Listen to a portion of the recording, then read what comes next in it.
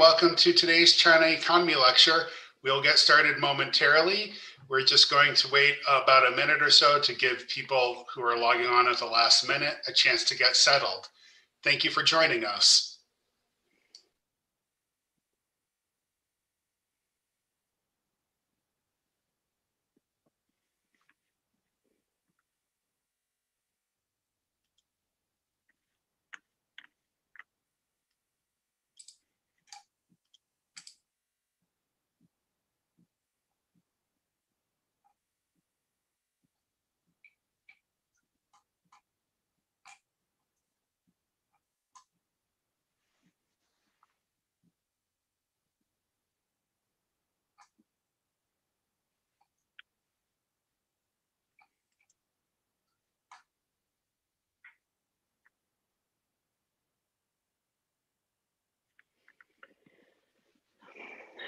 All right. I know that people will still be trickling in, but let's be respectful of everyone's time and convene our talk. So thank you so much for joining us for the Fairbanks Center for Chinese Studies series on the Chinese economy. I'm Meg Withmeyer. I'm an associate professor at the Harvard Business School, where I focus on the Chinese economy. And it's my absolute pleasure to welcome today Professor Angela Zhang, who's associate professor and director of the Center for Chinese Law at the University of Hong Kong.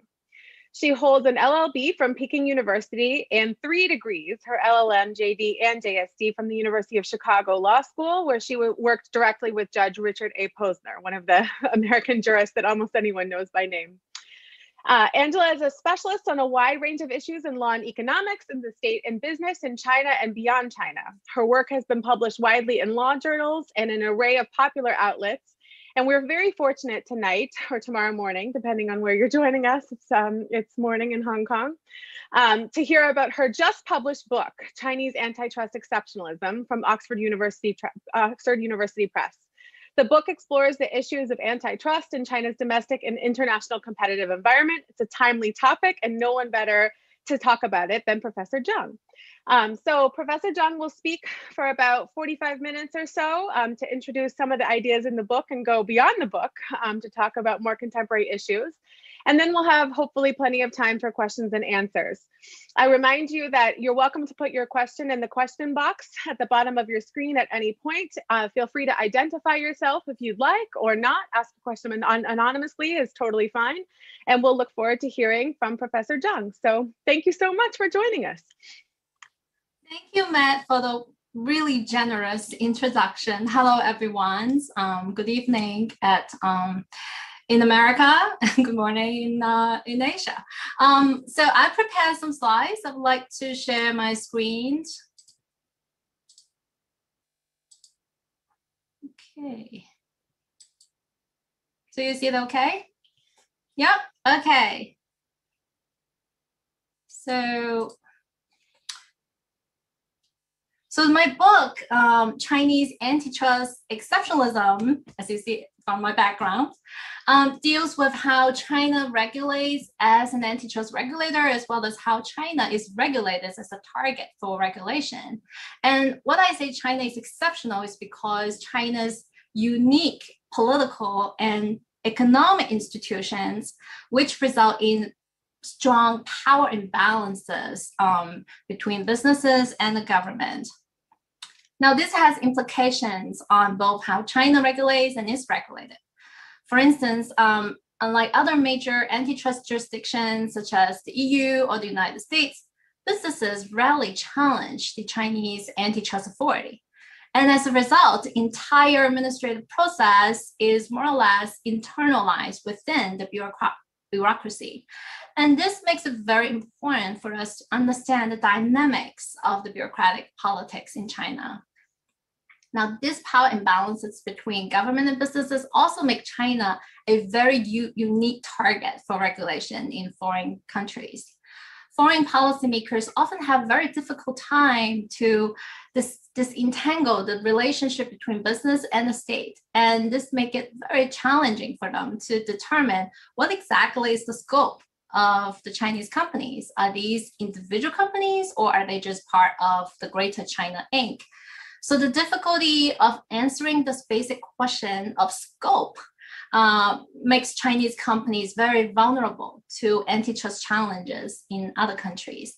So in the next 30 minutes or so, I would try to give you an overview of the issues I explore in this book and also show you how this analytical framework is useful for explaining the most recent regulatory events involving Alibaba, Ant Group, and other Chinese big tech firms, and I also hope to offer you some insights into the future US-China relations.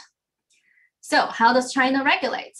Now, just last Saturday, Alibaba received, not last Saturday, is actually April the 10th. So Alibaba received a record fine of $2.8 billion from the Chinese antitrust authority. Now, guess what? How Alibaba responded? They thanked the regulators. And as you see in this press release announced by the firm accepted the penalty with sincerity and will ensure its compliance with the determination. Now contrast this with Google, which has been slapped with 3 fines from the European Commission. And as you can see from the press release there, Google was prepared to fight tooth and nail with the Commission in EU court. And it is doing it right now, right? Now, Alibaba is not an exception. Now, China has been enforcing its antitrust law since 2008, and more than 12 years has passed since the law was implemented. However, so far, very few of the decisions made by the central authority has ever been challenged by businesses in court. Now, for instance, in 2015, Qualcomm, an American chip maker, received $1 billion fine in China, but they settled with the agency. Now, Tetra Pak, which was hit with a fine of almost $99 million in 2016, stated in this press release, as you see in the last sentence, "We are disappointed with the decision, but we decided to accept it and do not intend to appeal." So why are companies reluctant to challenge China's antitrust authority? Now, what makes it even more bizarre is as companies are reluctant to challenge agency decision, the overall number of administrative appeals in China is growing very rapidly. Now, this is largely because in 2014, China amended its administrative litigation law, making it significantly easier for plaintiffs to sue the government. So here you see from the Economist report on this slide, you see a significant surge in court cases.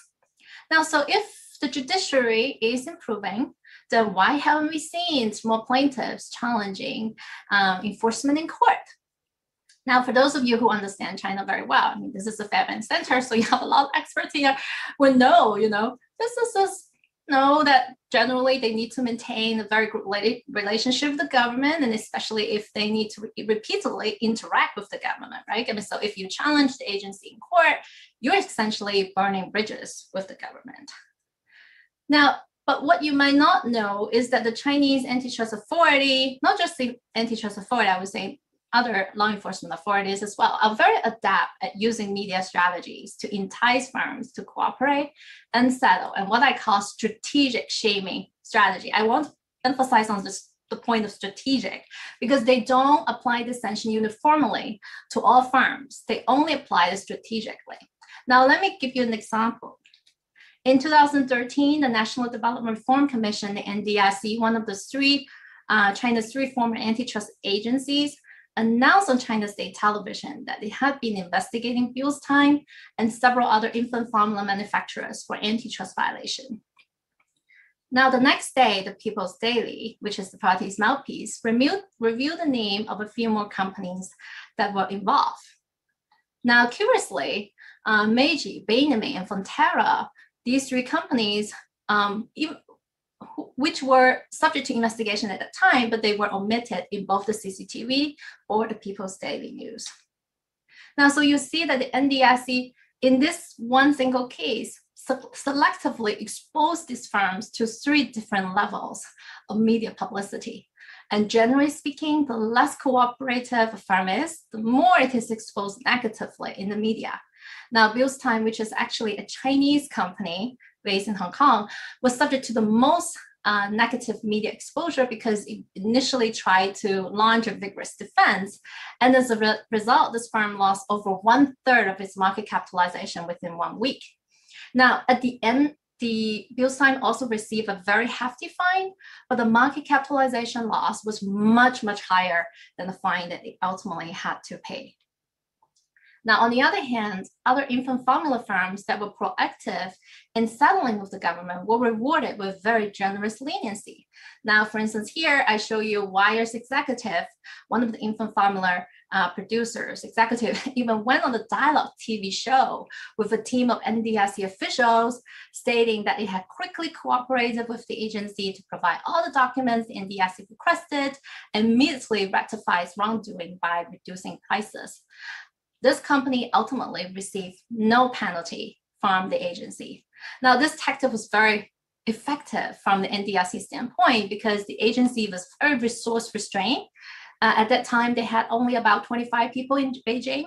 So they really cannot afford a very drawn out court battle, right? I mean, so and this method allows the agency, they don't need to spend resources in defending the case or fighting it in court.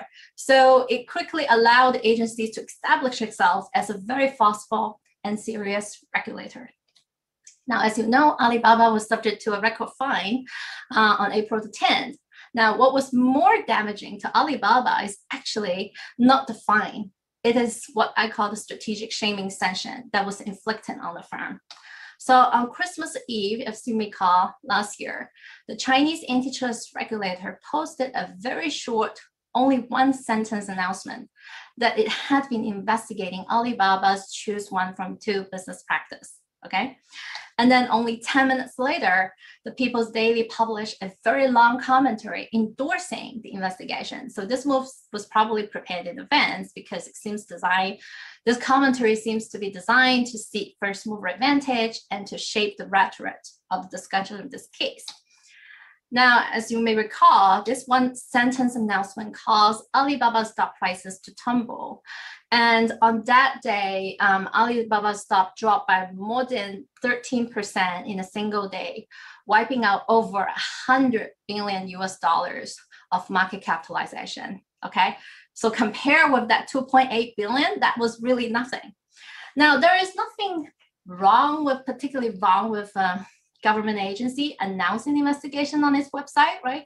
But we should also be aware that this is the first time the SAMR, the Antitrust Authority, has ever done that, because in the past, it has always kept a very low profile in investigating cases precisely for fear of damaging company stock prices. Now, I should also note the timing of the announcement was strategically planned in advance because it was the Christmas Eve, so the long holiday break will allow the agency the room to moderate the market reaction if the announcement turned out to be too harsh. So this need for moderation might explain why the agency released this positive news on the Sunday before the next trading day, which is December the 27th, stating that it had completed evidence gathering, and then the firm was very cooperative during the process. Okay. Now, some of you may be thinking, if the authority is a really challenging court, then they should be free to do whatever they want. I mean, that's actually not true. Much to the contrary, Chinese officials are subject to very severe bureaucratic constraints. Now, as one official once told me, we can only dance within the boundaries of our prescribed stage. Now, what he was talking about was referring to this phenomenon of power fragmentation in the Chinese bureaucracy, which impose significant constraints on any agency's freedom of action. So because each government department in China have their own responsibilities and objectives that define their act of action. But at the same time, they also have overlapping responsibilities. So this kind of turf war and interagency rivalries are very common. And that's what I call these Chinese styles of checks and balance. Now, Chinese antitrust enforcement is actually a prime example of this. Now, in the first decade of the antitrust enforcement, the power to enforce the law was split among three different agencies. You have the NDRC, which we already talked about, and then the SAIC. These two agencies were jointly in charge of conducting investigation. Now, you also have the Minister of Commerce, we call MOFCOM, was in charge of merger enforcement. The different missions, culture, and structure of these three agencies heavily influence how they formulate the enforcement agenda, their regulatory approach, as well as the final regulatory outcome. Now, let's first take a look at the NDRC. Now, this agency used to be the State Planning Commission and was very powerful when the Chinese economy was still centrally planned. And over the years, the NDIC has seen its power decline as market reforms deepen. So the NDIC saw antitrust enforcement as a golden opportunity to step back into the policy limelight and to fulfill its original mission of price control and ensuring stability. Now, in many cases investigated by NDIC, you saw companies actually volunteer to reduce prices. Now, from an antitrust standpoint, we think it's like really unusual for companies to do that. But we also have to understand this move, these extra legal remedies offered by these companies were precisely designed to please the regulator, right? I mean, because reducing prices is perfectly consistent with the NDIC's original mission of price control and, stabilizing prices. Now, I should say that in the Qualcomm case, you see that at the bottom, the firm offer a 35% reduction in the royalty that they would charge for the Chinese licensees. But that very important remedy, arguably the most important remedy, but was not included in the NDIC's ultimate decision. Right. So this deal, this royalty reduction deal was agreed upon behind the scenes. Now, understanding the culture of an organization is also very important to understand its behavior. The NDIC used to be the planning commission and to this day remain a very important player in macroeconomic management and industrial planning. And that's why people call it the Little State Council. It is not really a law enforcement agency, and it has like almost 1,000 staff, but very few of its members possess a law degrees. So you can say, this law enforcement is not really in the DNA of this ministry. Thus, it's not surprising during antitrust investigation, the NDIC continued to employ this old tactic of holding interviews with companies. And some of these interviews were so controversial, they led to accusations of administrative power abuse and violations of due process. That probably also sowed the seeds for the complaints from corporate America, which ultimately led to the trade war, a few years later. Now, in 2018, the three former antitrust agencies were consolidated into a new bureau, which was absorbed by the SAIC to form a new ministry called the SAMR. Now, because the SAIC had been a market regulator with decades of experience in law enforcement, I saw this as a very promising step for professionalizing Chinese antitrust enforcement. And indeed, since 2018, we have seen the new Antitrust Bureau inject more transparency into its process and streamline the merger review procedures. And there have been less complaints, a few complaints from businesses about due process violations. And this is good news. But it doesn't mean that the SAMR wouldn't use antitrust law to achieve broader policy objectives. Now, some of you may have read in the news that the SAMR and a few other regulators recently held administrative guidance meeting with major Chinese tech firms after the Alibaba fine. Now, at the meeting, a large number of firms, as reported by Wall Street Journal, offered to ratify their conduct, such as the choose one from two policy that Alibaba was investigated for. And interestingly, now, these firms' offer was so broad, they went far beyond antitrust law. As I show you here, this compliance letter from JD, which emphasized its adherence to a long list of law, consumer protection law, e-commerce law, anti-monopoly law, advertising law, price law, all of this are within the enforcement mandates of the SAMR. So it appears to me that the SAMR is leveraging its antitrust function to strengthen its enforcement in many other areas of market regulation. So this development, this very new development reinforced my point about how the mission, culture, and structure of an enforcement agency really matters for an enforcement outcome. Now, I want to shift my focus to the international arena and explain how China weaponized antitrust in the Sino-US tech war. We should start by noting that the US executive branch has wide discretion in prosecuting foreign businesses and individuals. and has strategically used its legal discretion as an instrument of trade and foreign policy against China. And this is quite clear in cases like Huawei and ZTE. And these cases were a sort of wake-up call for Chinese policymakers who were scrambling to decide, what kind of policy tools we can use to counter the US long-arm jurisdiction.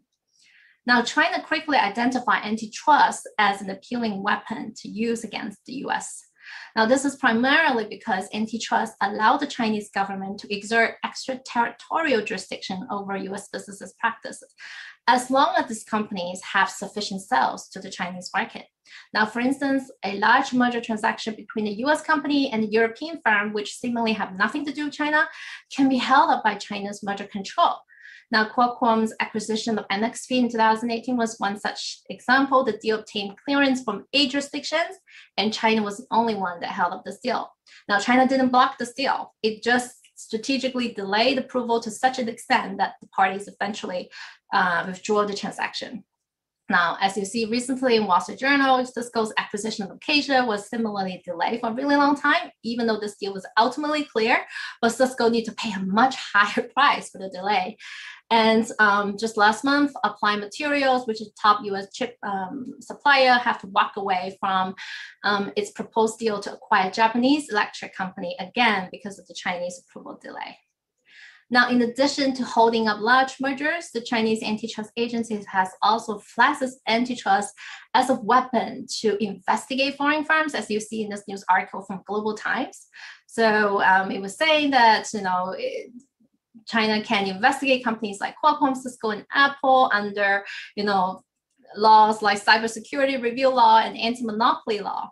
And so as Sino-US tensions increase, Chinese antitrust may become like a battleground for trade and national security issues. Now let's examine how China itself is regulated by foreign antitrust authorities. Now, China is not only unique as a regulator, but also as a target for regulation. We will start by looking at the antitrust challenges Chinese companies face in Europe. Now, after 2008, Europe saw a very large influx of capital from China. The vast majority of this investment were made by the Chinese state-owned firms. And this gave the European Commission a very big headache. Are these companies separate entities, or are they just part of a bigger China Inc. led by the Chinese government?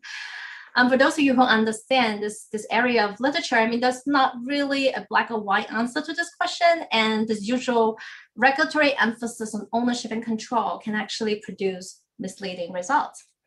Now, in 2016, a French state-owned firm and a Chinese nuclear power company, was EDF and CGN, wanted to create a joint venture in the picture here in Hinkley Point in the UK. They run into a very big problem because the European Commission decided for the first time that it would actually treat all Chinese firms in the energy sector as one single firm for purpose of antitrust analysis. And this had huge ramification for EU law. But ironically, it also puts the Commission at risk of jeopardizing its own jurisdiction over mergers between Chinese firms or export cartels between Chinese firms, right? Because if these companies are just part of China Inc., then the Commission should have no authority over those cases because these would be deals made internally within a company. Now, this explains why the EU is increasingly looking for alternative regulatory tools in dealing with Chinese investment. And its most ambitious proposal came last year when the Commission released a white paper proposing a new merger control regime to vet state-backed acquisitions. And many observers believe that this move is precisely targeted at Chinese firms. Now, even when Chinese firms are facing regulatory trouble in Europe, they are also facing challenges in the United States. And it's well known that China's increasing trade dominance have stoked anxiety among US politicians. And that was one of the reasons why the Trump administration imposed very high tariffs on Chinese steel at the beginning of this trade war. And the fears of Chinese dominance were further elevated during COVID as Americans realized how much they depend on China for PPE supplies. And in fact, America now imports 97% of its antibiotics and 90% of its vitamin C from China. Now, at the same time, China's dominance in those essential component markets have been conducive to the formation of export cartels. And in the past 2 decades, many Chinese manufacturers have been hit with antitrust litigation in the United States precisely for conducting export cartels. Now, the most famous case involved a group of vitamin C producers from China, and this case went all the way up to the US Supreme Court. Now, these producers did not deny that they have coordinated prices, but they defended themselves on the basis that it was the Chinese government that asked them to fix prices. The Ministry of Commerce from China also acknowledged by submitting an amicus brief in a very unprecedented move, acknowledging that it had indeed compelled these firms to organize an export cartel to avoid anti-dumping challenges. And in the end, the Supreme Court decided that it was not bound by the interpretation by the Ministry of Commerce, and instead deferred to the US branch in deciding how to handle this case. So this made the Chinese exporters in a catch-22 situation because of the abundant supply in China, so there's an oversupply in many areas, right?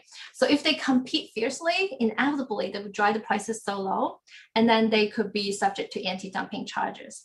Now, on the other hand, if they coordinate in advance and raise prices, then they might be violating US antitrust law, right? So the situation puts the Chinese exporters in a very precarious position. Finally, I'd like to offer some of the book's insight on US-China relations, Chinese regulation, the big tech, as well as data regulation.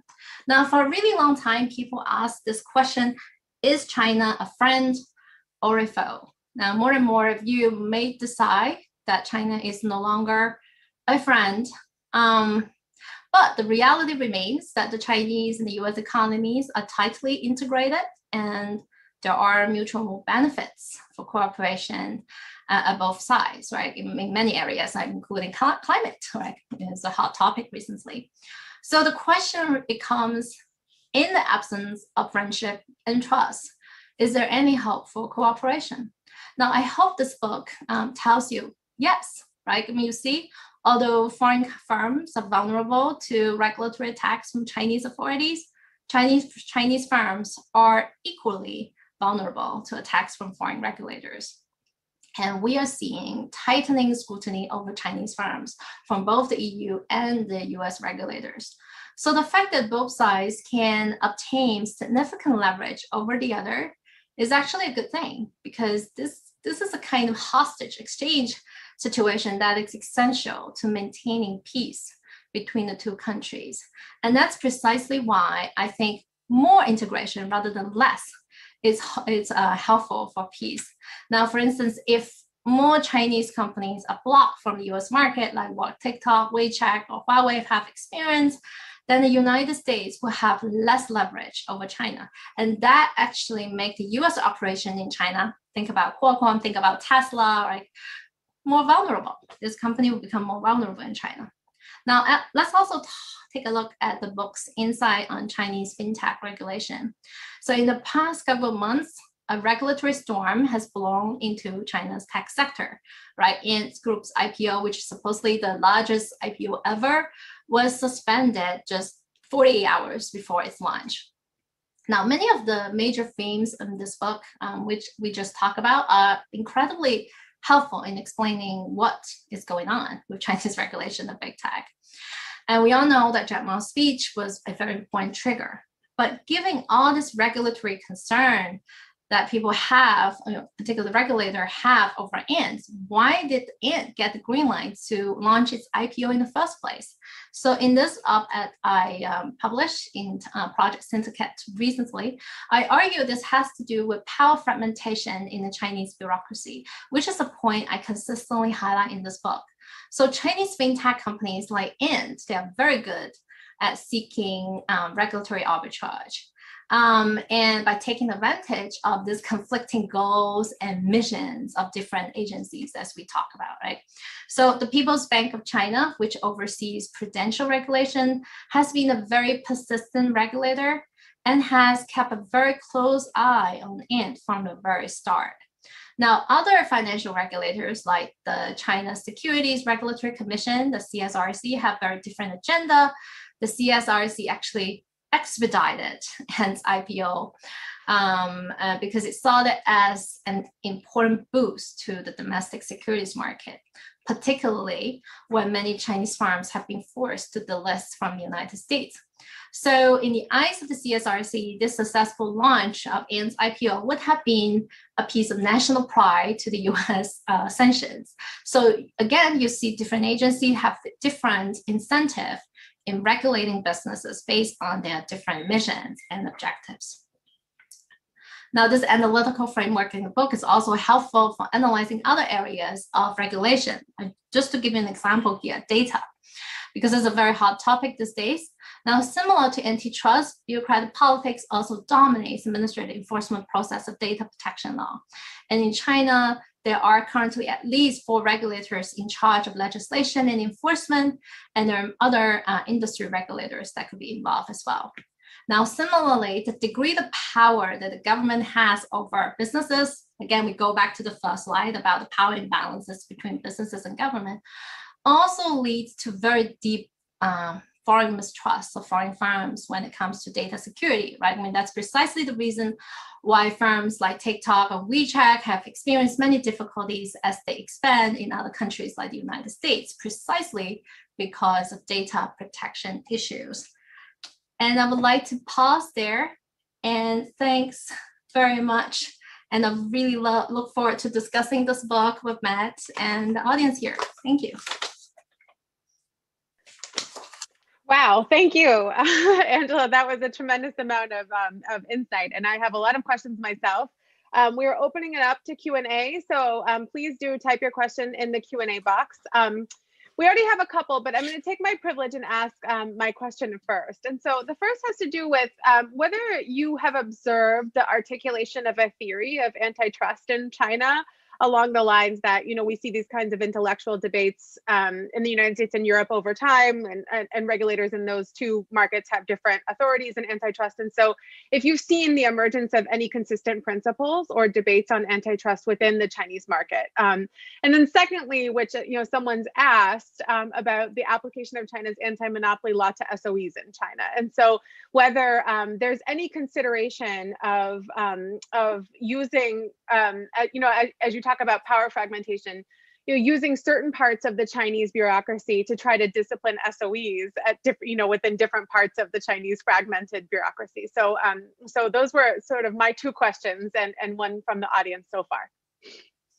Thank you very much, but well, I mean, these are very interesting questions. So first of all, regarding whether there have been any consensus as to how to regulate big tech in China, you know, the scope of the public discussion is limited due to censorship, and obviously the government controls the media, right? I mean, so what we see from most media outlets, you see more or less a consensus of what to do, which is driven down from Beijing, a top-down initiative. And what is particularly unique about this round of the Chinese antitrust enforcement is, unlike before, where it's mostly a kind of like a bottom-up process, this time is really driven from a top-down initiative. So this is like part of what we are seeing now is part of a larger law enforcement campaign against these companies.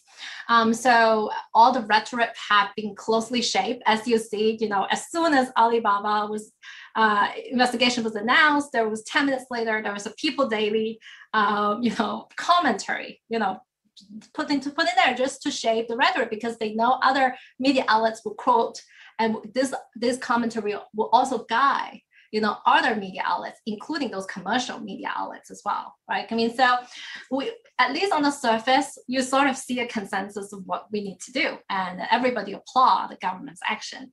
But underneath, I believe there must be different opinions, you know, that we don't see in the public discussion, right? And then obviously the big tech companies themselves have very effective lobbying. They have been preparing for this day for a really long time. And they have done tremendous lobbying, I suspect, behind the scenes as well. As you see earlier, in early November last year, when the agency released a draft guidelines on online platform, and then compare that version of the guidelines with the version that was finally published in February this year, there was a lot of changes, and all these changes were quite positive and favorable for big tech. They remove a lot of controversial provisions. Supposedly will make it easier for regulator to find dominance, determine dominance, and supposedly will make the possession of data more likely to lead to dominance. They remove all these controversial provisions, right? So there must be a lot of things happening behind the scene, and there could be internal disagreement as to how we deal with these companies, right? And even if you stay, even you stay from the standpoint of those regulators, I think they are also confronted with competing policy goals here. On the one hand, you do want to foster innovation, and because these are the national champions, right? If you think about techno-nationalism, it doesn't seem to make any sense for China to crack down its own tech firms. But on the other hand, authoritarian government also have agenda and policy to preserve social stability, right?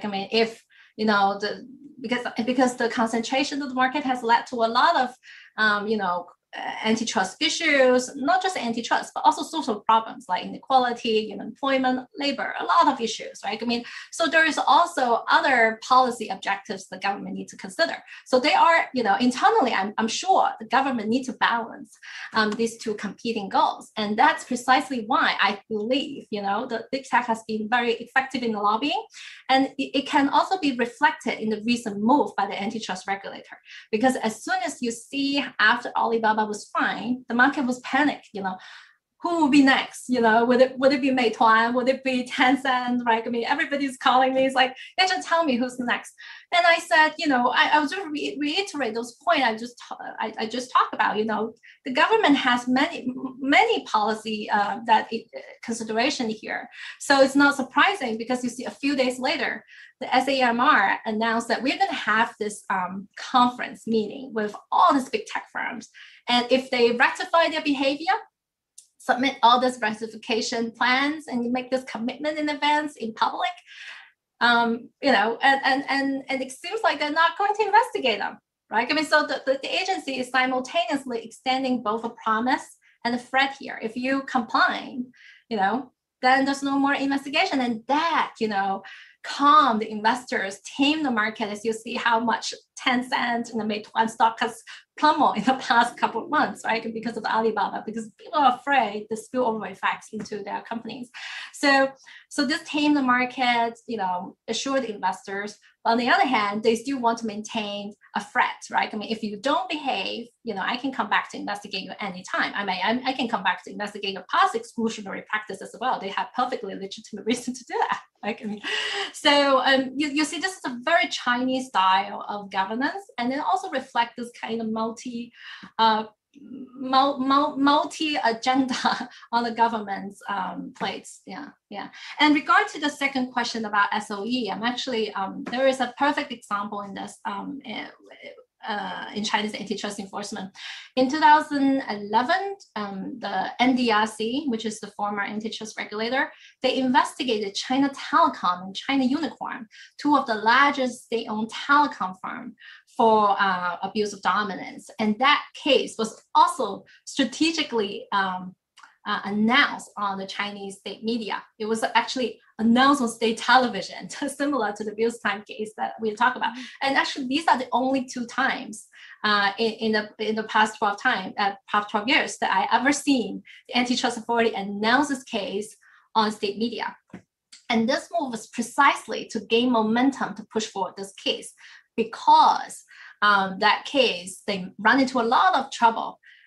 Bureaucratic resistance, we already talked about in the paper, right? In the book, they're not challenged in court, but they face with a lot of bureaucratic constraints when they particularly go after large state-owned firms, because these state-owned firms themselves have bureaucratic rank. Their rank is actually higher than the antitrust bureau had, right? I mean, they didn't take them seriously at the beginning at that time, 2011. There's only 3 years when the antitrust law was implemented, right? I mean, so they didn't take the authority seriously, even when the authority go and investigate them.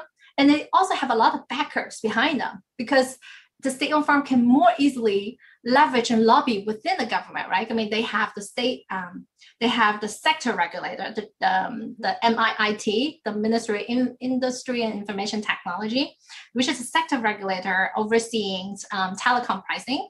So the sector regulators were very upset with NDRC investigation, because NDRC also have some policy control over telecom pricing. So you see this antitrust investigation as a move of the agency to trying to expand and its turf and encroach upon MIIT's territory. So MIIT very fiercely objected to this. And then there is also the SASAC, like the state assets watchdog, which concern, if you bring this kind of cases, it's going to have strong repercussion to the firm stock prices. It will lead to, state assets loss. And that was precisely what happened, right? I mean, the NDRC, when it announced on the state television, it caused these two firms stock, plummet dramatically on that day, because it sent a very bad signal to the market. It was like, is this firm, falling out of favor with the government? I mean, why is the government using Chinese antitrust law to deal with its own state-owned firm, right? So you imagine all this bureaucratic existence gave NDRC a very big headache at that time, and that's precisely why it used media to try to push forward this case. And eventually, this case resulted in kind of like a compromise. So these two firms offer remedies to kind of address some of this concern. It also partly also expand NDRC's turf in a sense, because if you look at the final remedies they offer, they actually have, not just have to address the antitrust issues, but to expand NDRC's control over telecom pricing. But at the same time, NDRC did not fine these companies. So the case was suspended. There was no penalty. That's just ended. So I see it as a compromise behind the scene among these different, bureaucratic interests. But that's a perfect example of power fragmentation in China. Yeah. Yes, it is a perfect example. It's a fascinating case.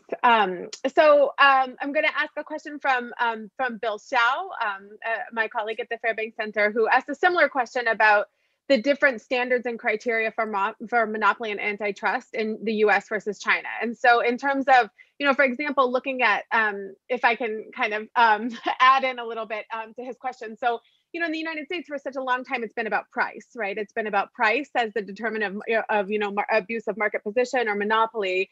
And in China, clearly, it's not just price, it's something else. And so is there a consistent way of thinking about those standards in China, and how would you compare it to the US?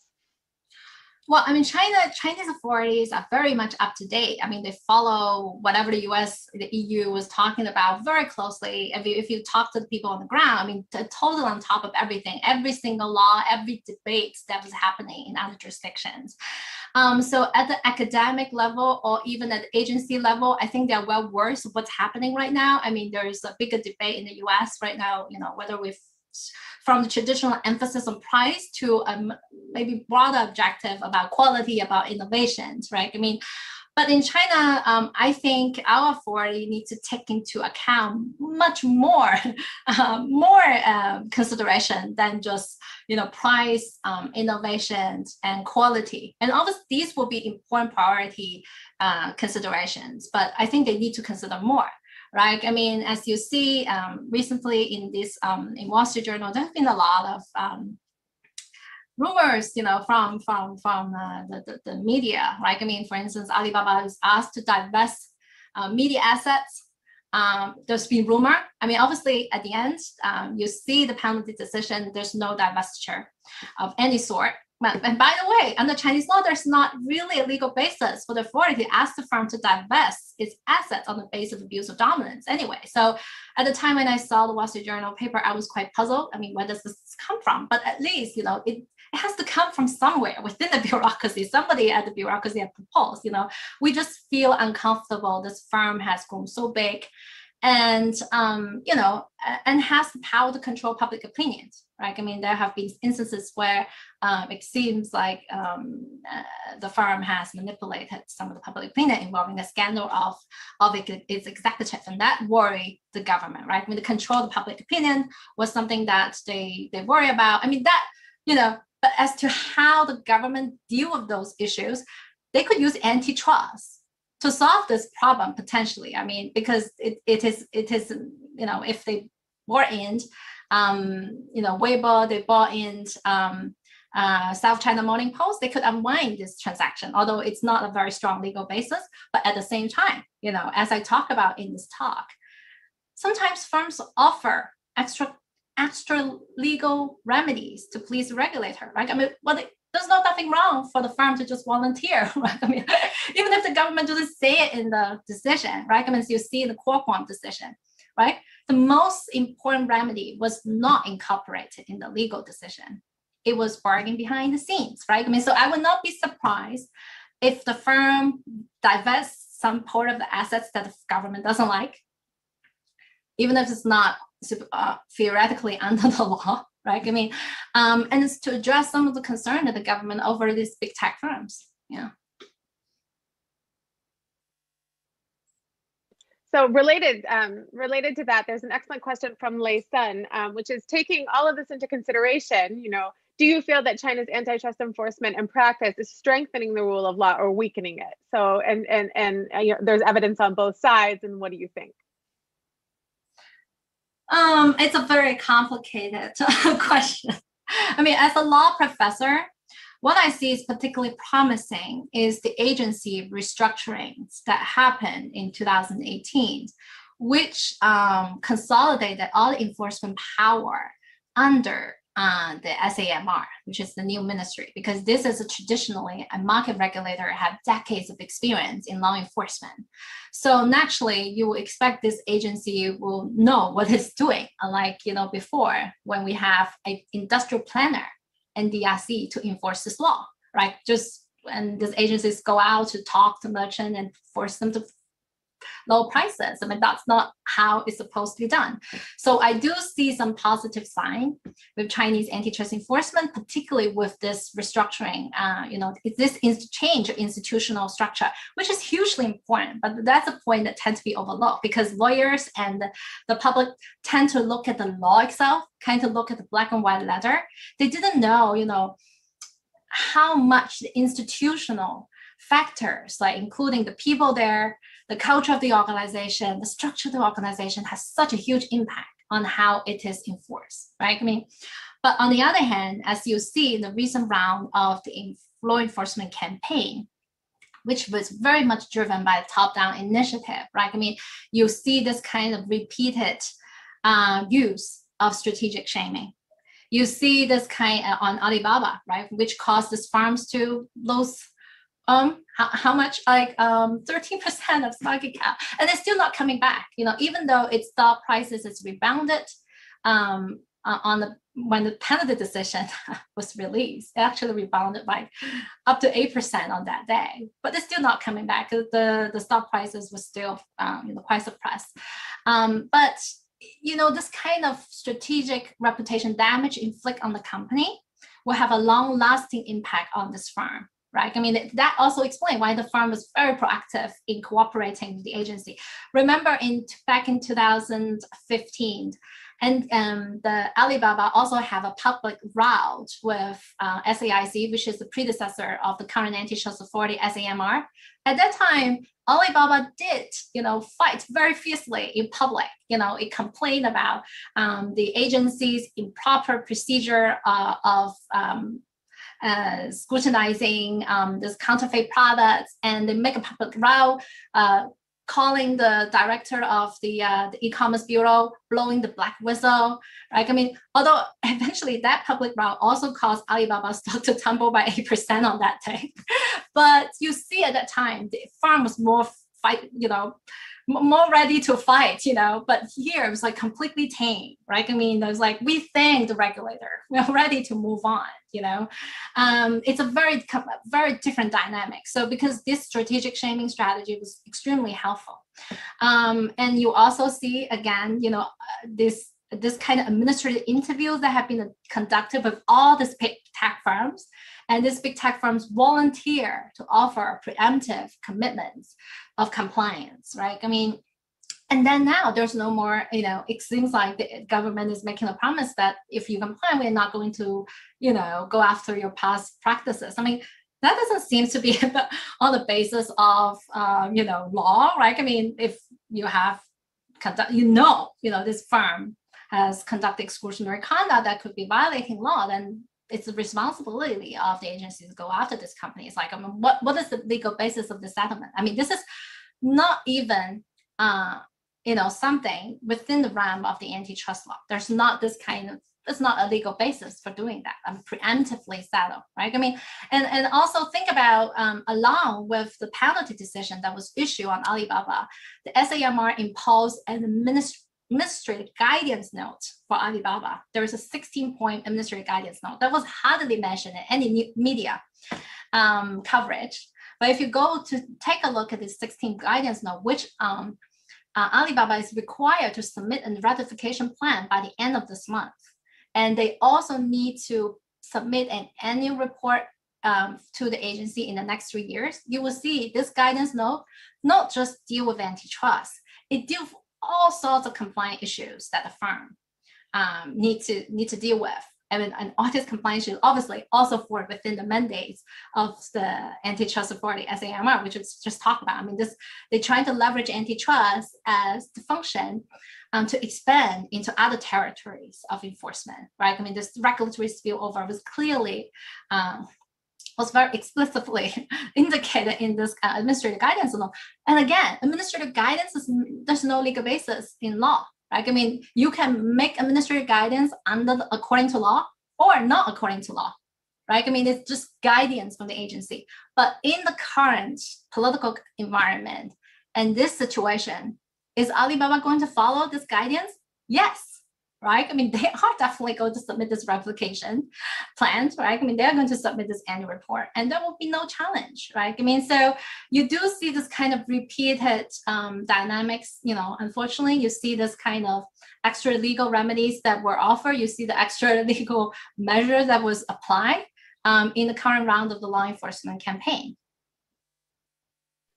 Okay, so I'm tempted to say then, I guess then the conclusion is that there's really no rule of law in China and hardly even rule by law. So for a long time, right, the kind of theory of what legal development in China was, the development of legal foundations for the state to rule, but not to constrain itself. But now, I guess what I'm hearing is that now there's not even this idea that there should be law that forms the basis of state power, that state power is kind of exercised at will. Is that the correct conclusion, or is that too far? I think it depends. The answer is it depends, because like as we see in the slides that I show, this Economist paper and as well as the data disclosed by the Economist, right? I mean, you did see a significant surge in administrative appeals, like appeals against the government in Chinese court in recent years, like because of the amendment of the administrative litigation law, which significantly reduced the barrier for ordinary people to file suits against government, right? But so far, just within the realm of this kind of cases between big business and the government, we haven't seen that law change. That promising change has affected that category of cases, right? I mean, so maybe for some other categories, like ordinary citizens suing a small bureau agents, which can solve the government's agency problem. I mean, those cases may be easier. Trademark disputes may be easier, but not with regard to the biggest case between government and the businesses.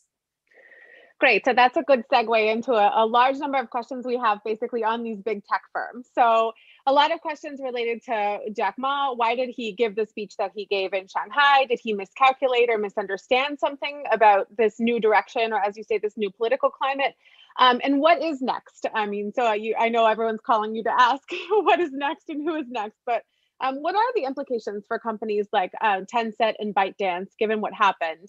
And relatedly, Minya from BU asks, is there an exit option for Alibaba? So given this, this kind of political climate you've described where antitrust will be wielded as a weapon in a larger struggle of the state versus large firms, is there any choice of like voice or exit, right? Basically for a company like Alibaba, or it's what I'm hearing from you is they just must say, they thank the regulators, ask for another fine if they need to ask for another fine and move on. But is there any potential or any space for firms like that to resist? Right. I mean, there's a lot of questions here. So Meg, maybe I do it one by one. First question is about Jack Ma. Why did he make that speech? Right. I mean, everybody know he's like superstar business leader and have this cult-like, aroma around him. And then but at the same time, if you look around, the Chinese leading entrepreneurs, he's very much an outlier. He's very outspoken. And he liked this media engagement. I mean, if you contrast this with Pony Ma of Tencent, right? I mean, very much more low key, much more reserved, So in a sense that Ma is already an outlier among Chinese entrepreneurs. And as to why he made that particularly controversial speech in Shanghai, this really, we need to really, if you don't mind, I can tell you, we need to go back a little bit to the regulatory history of Ant Group, which is the fintech giant that Jack Ma founded back in 2016. So Ant has operated in a regulatory minefield from the start because it deals with payment business. It also do lending, insurance, investment, right? I mean, so over the years, the PBOC, the People's Bank of China, has been keeping a very close scrutiny on various business of Ant. But as we talk about in the book, right, I mean, power is fragmented within Chinese bureaucracy.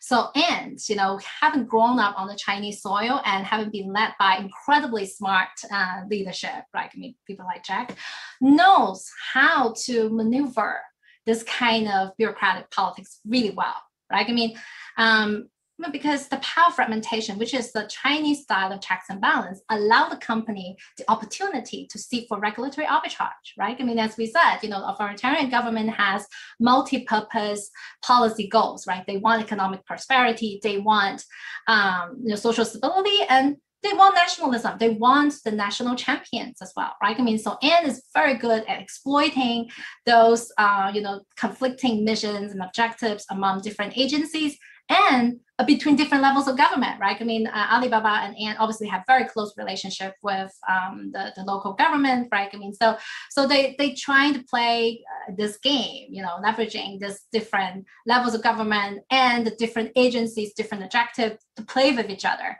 And I really see Ant as a success story because the company operate in such a difficult area, right? I mean, so have so much vested interest, but I was able to go that far, until last October, right? I mean, so, but for all this period, Ant has been in a regulatory competition. It has been in a running competition with the regulator. That's why I write in the product syndicate op-ed, right? I mean, because Jack Ma was saying, we have to run ahead of the regulator. We have to, otherwise we go nowhere, right? I mean, so they keep innovating their product, and this innovation, this financial innovation will not, does not fall within the realm of the existing regulation, right? Because they're new, right? I mean, and and also it's not clear which regulator should have policy control over that product. And let me give an example, right? I mean, they have this called 相互保, which is a mutual aid insurance product.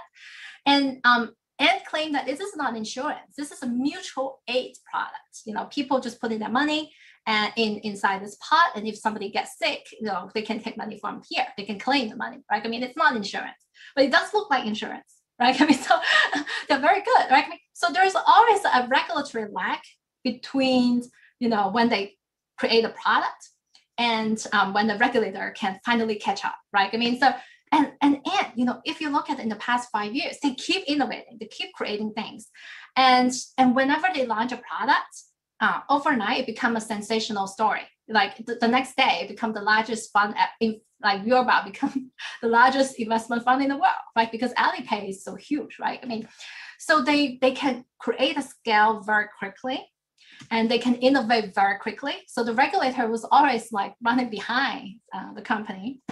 And even when Ant was going to file the IPO. Now go back to when we already talked about why they can get the green light to get the IPO, because of they take advantage of this intense relationship between the United States and China. They want to use this as an example to boost China's domestic stock market, right? I mean, but even if after they file, the PBOC was still running, right? The PBOC was still trying to bring in Ant. Particularly, they're worried about this the lending business, because in the IPO prospectus, they saw, you know, like the vast majority of Ant's revenue derived from the lending business and from the microloan lending business. But Ant has no skin in the game in those businesses, because 98% of the loans were extended by the state banks, right? I mean, so right now, if you look at Ant's balance sheet, it's perfect, right? There's no default, you know, and the default rate is very low. I mean, balance sheet looks perfect, right? Right now, it all looks fine, but there's a hidden risk, right? I mean, because that business model could potentially lead to moral hazard, which is the point, you know, American audience is very familiar with the back in 2008 subprime mortgage crisis, right? So the PBOC has perfectly legitimate concern over Ant, and even Ant had to file for IPO, the PBOC continued to press ahead with a lot of regulatory rules, including, you know, you see back in September, the PBOC issued draft rules that indicate it will regulate Ant as a financial holding company. But you know, during Ant's IPO roadshow, Ant very aggressively promote itself as a tech firm. And that leads to a direct conflict between the regulator and Ant, right? I mean, because having a tech firm's valuation is much higher than have the valuation much higher than a financial company. And so, and that's why, you know, I guess behind the scenes, the regulator has been pushing to push forward that draft rules to regulate Ant as a financial holding company, as you see now, what's happening now, right? And that will have an effect on Ant's stock prices. But at that point, when Ma made the speech, they have just got the valuation already. And that was huge, right? I mean, over 300 billion US dollars, right? I mean, so you can see the tension is always there. And it's not surprising that Ma was always not happy with the financial regulation. And maybe that's the reason why he want to voice this discontent in this very high profile event. But obviously, it also gave an opening for this regulator to bring in Jack Ma. Yeah. So the second question on Tencent, what's going to happen with Tencent and firms like ByteDance? Well, I mean, that goes back to the point of, you know, the different policy objectives of the government, right? I mean, companies like Tencent, ByteDance are national prize of the government. It's never in Chinese government's interest to, you know, sabotage these companies or undermine these companies, right? I mean, these companies will be tremendously important for China's economic growth, and also to fulfill China's China's ambition as like a high-tech leader, like this kind of supremacy in technology.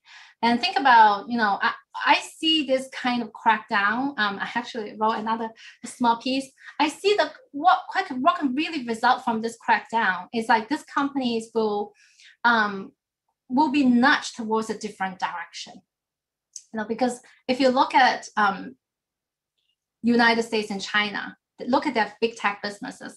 China is the only one that can foster tech giants like the United States right now. But our tech firms, when we're talking about Alibaba, Tencent, ByteDance, this household name, they did not thrive because of cutting-edge innovations like Huawei. they thrive because they are able to cater to the vast consumer markets. We are very good with mobile payments, fintech, and online communication and e-commerce, right? But these are not, truly innovative, like technology, and not those that China desperately needs right now. Instead, you see these tech firms like Tencent investing in community group buying, which is squeezing the interest of the small and medium-sized, grocery stores, right? This is not, if you stand in the shoes of the government, this is not the kind of competition that we want.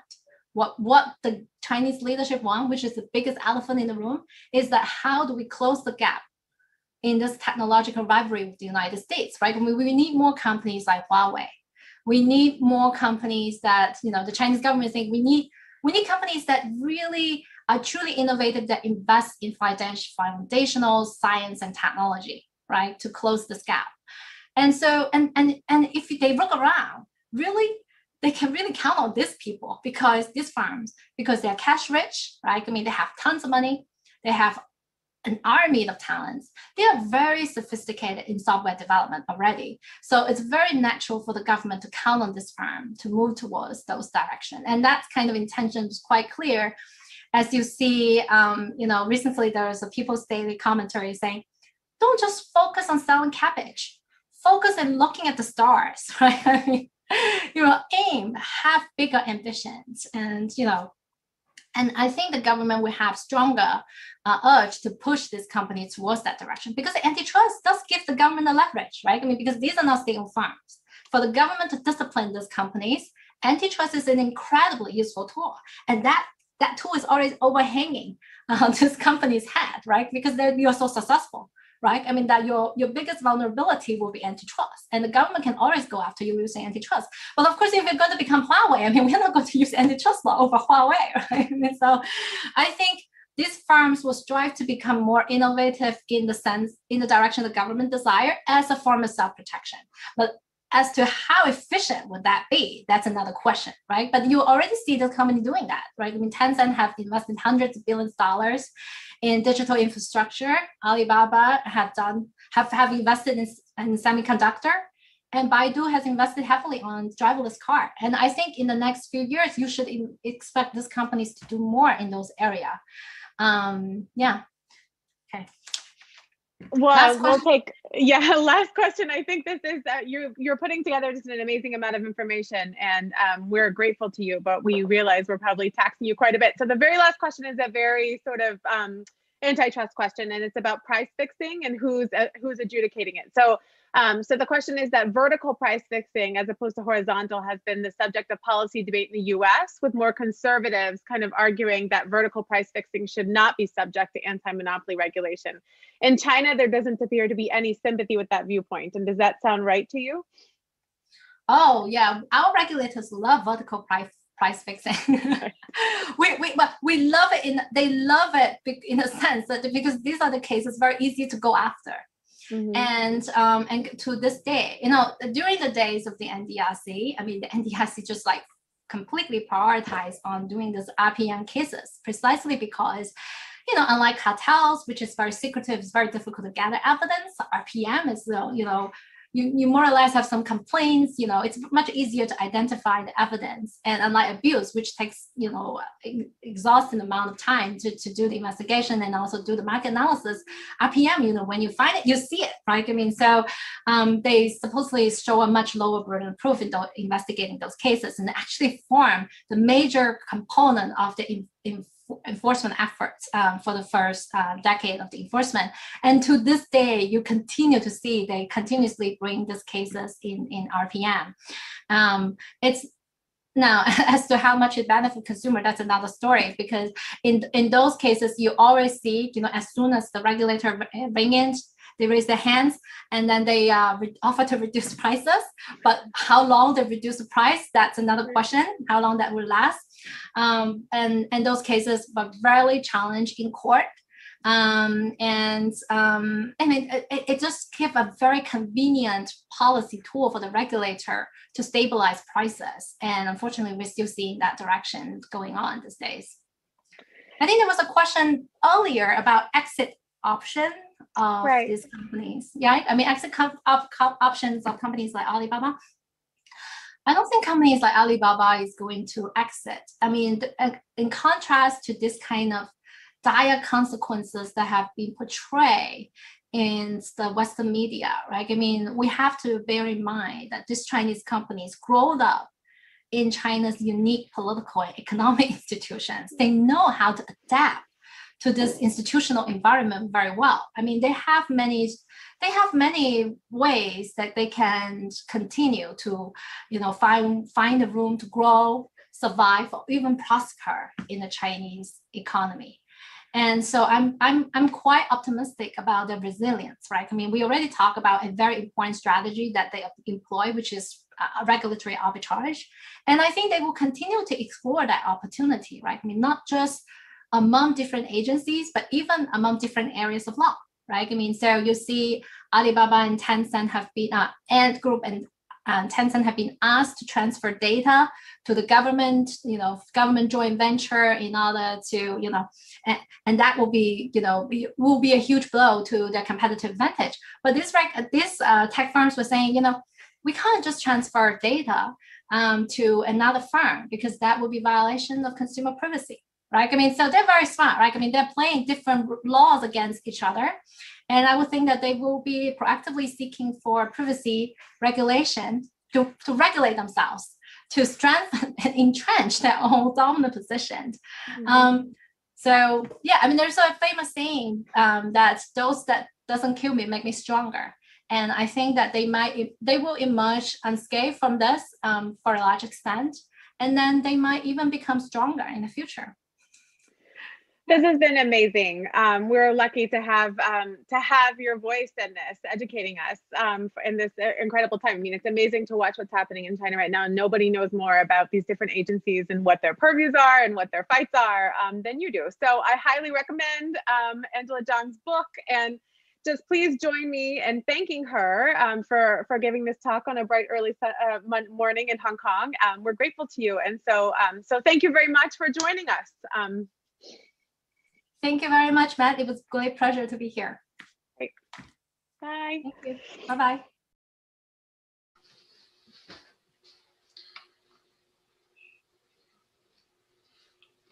Hi, welcome to today's China Economy Lecture.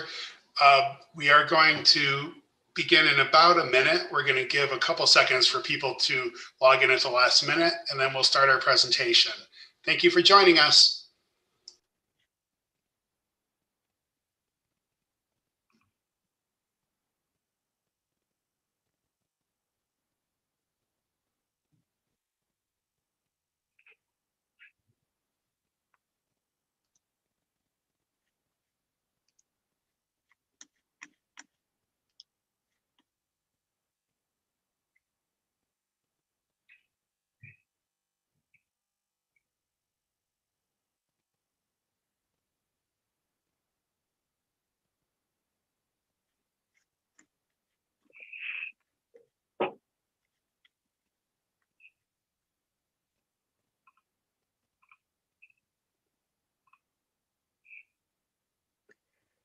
Okay.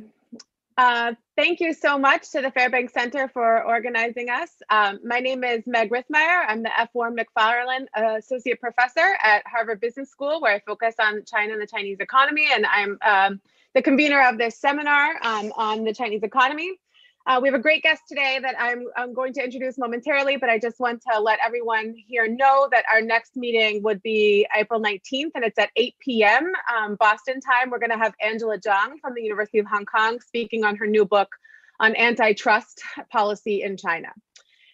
Our speaker today is Professor Chang Tai-Hsia, who is the Phyllis and Erwin Winklereed Professor of Economics at the Booth School of Business at the University of Chicago. He's a very well-known economist who works on growth and development in a variety of countries, including, of course, China, where his recent work has looked at the extent of state connections in the private sector, and he's presenting a paper on that topic today. He's the recipient of an Alfred P. Sloan Foundation Research Fellowship, an elected member of Academia Sinica, and the recipient of the Sun Yefang Research Award for Research on the Chinese Economy. So he's a trained economist, which means that he doesn't mind interruptions when he presents a paper. I'll be monitoring the Q&A. If you do have a question before the conclusion of today's talk, feel free to pose it in the Q&A, and Professor Xie has given me permission to rudely interrupt him at any moment to ask for clarification or probably start an argument if it's a useful one. So please do feel free to use the Q&A liberally throughout the presentation. And with that, I'll thank Professor Xie and turn it over to you. Thanks. Let me just share my, can you see my screen? Okay, great. So I thought that the way that I would start is just by, so let me talk back. So I gave a talk at this seminar, gosh, it must have been 5 years ago. And there, the story that I was trying to tell is that, so maybe the way I would put it is that there's this puzzle, at least from an economist point of view about China, which is that how can you have sustained growth over such a long period of time with what looks like such dysfunctional institutions? And the story that I told when I was last at the seminar 5 years ago is that you have to look at what I'm going to call the informal institutions. That is, you have to go beyond what you hear people in Beijing say, what the official policy is, and you have to look at what is happening on the ground. And there, the story that we told is that the key informal institutions in the 1990s and the 2000s were two main things. Well, one is what we call special deals that were provided by local government. So, and it's simple. I mean, it is something that you can easily see if you ever spend any time on the ground, that a key thing of what local governments do is that they basically spend a lot of time soliciting business and providing support for local business. And again, it's one of these things that everybody knows is being done, but there isn't any official policy about this. So it's not, there's no 5-year plan. There's been no statement from the Politburo, the National People's Congress, that doesn't make any statements about this, but everybody knows that it's a key thing that is going on. The second part, which we said was important, is that it's not just the special deals, but it's also the tremendous amount of competition that you see between local governments. The story, I'm coming back here because I wanted to tell the story of how that system has evolved. And we want to tell that the key mechanism that I wanted to show you is that this informal institution has become more, for lack of a better term, I'm going to say it's become more formalized. It's become more formalized in the following sense, that it is now, I would say, easier to do. And the way that it takes place is that instead of soliciting support from somebody from the local government, what you do is that you get special deals by bringing on a connected investor into your company. So there are a couple of terms that people in China use for this. They call this, you want to bring in a strategic investor, or you want to bring in a connected investor. So the basic idea is that you basically essentially give a share of your equity in one of your companies to somebody that is politically connected, to somebody that's connected, in the hope that this person, that this investor smooths the way for your business, right? And again, I want to say that and again, I think that I will show you that I think that this has been a big part of what's happened in the last 15 or 20 years in China. But again, it's one of these things where there's been no formal policy. There's been no formal policy statement. There's been no statement by the Politburo or the National People's Congress about it. But I will show you again. I'll show you that it's been very, very large, and it's played a very big role in what we've seen happen to the Chinese economy in the last 20 years. So the way I thought then is that I would just start by giving you some early examples of this system. Okay, and the way I want to start is that I want to bring you back to the precursor of China 2025, of what people call the strategic emerging industry industrial policy, that was prevalent from roughly the late 1990s, and it was officially killed in 2014. And I find looking at this useful when we want to think about Chinese industrial policy, because at first it was just the previous incarnation of Chinese industrial policy, but also looking at what happened, I think is very useful in understanding how the system worked. So let me just give a quick summary of what this industrial policy is. So in the same way that there were a couple of products, there were a couple of industries that are being chosen in the China 2025, under the strategic and emerging industries, the government chose 14 strategic industry, and perhaps the key difference then compared to now is that the way the government was gonna promote these industries, it wasn't through lots of slush funds. What the main instrument was basically that they were gonna reserve these industries for state firms. That was the key policy instrument. So these were things like steel, aluminum, cars. It's also useful to go back and look at the list because none of these are really the key industries in China now. So when you wanted to think about the wiseness of having somebody from the central government choose what the strategic industries are in the future. But the really interesting thing about when you go back and look at the strategic and emerging industries is that when you look at what happened, although the goal and the policy was that these industries were to be reserved for certain state-owned firms, when you look empirically at what happened, this only happened in one industry. But if you look at 13 of the 14 strategic industry, what you saw was just massive violations of this policy, primarily from the combination of local governments and private firms that basically didn't like the fact that these industries were reserved for state-owned firms. So they found a way to get around this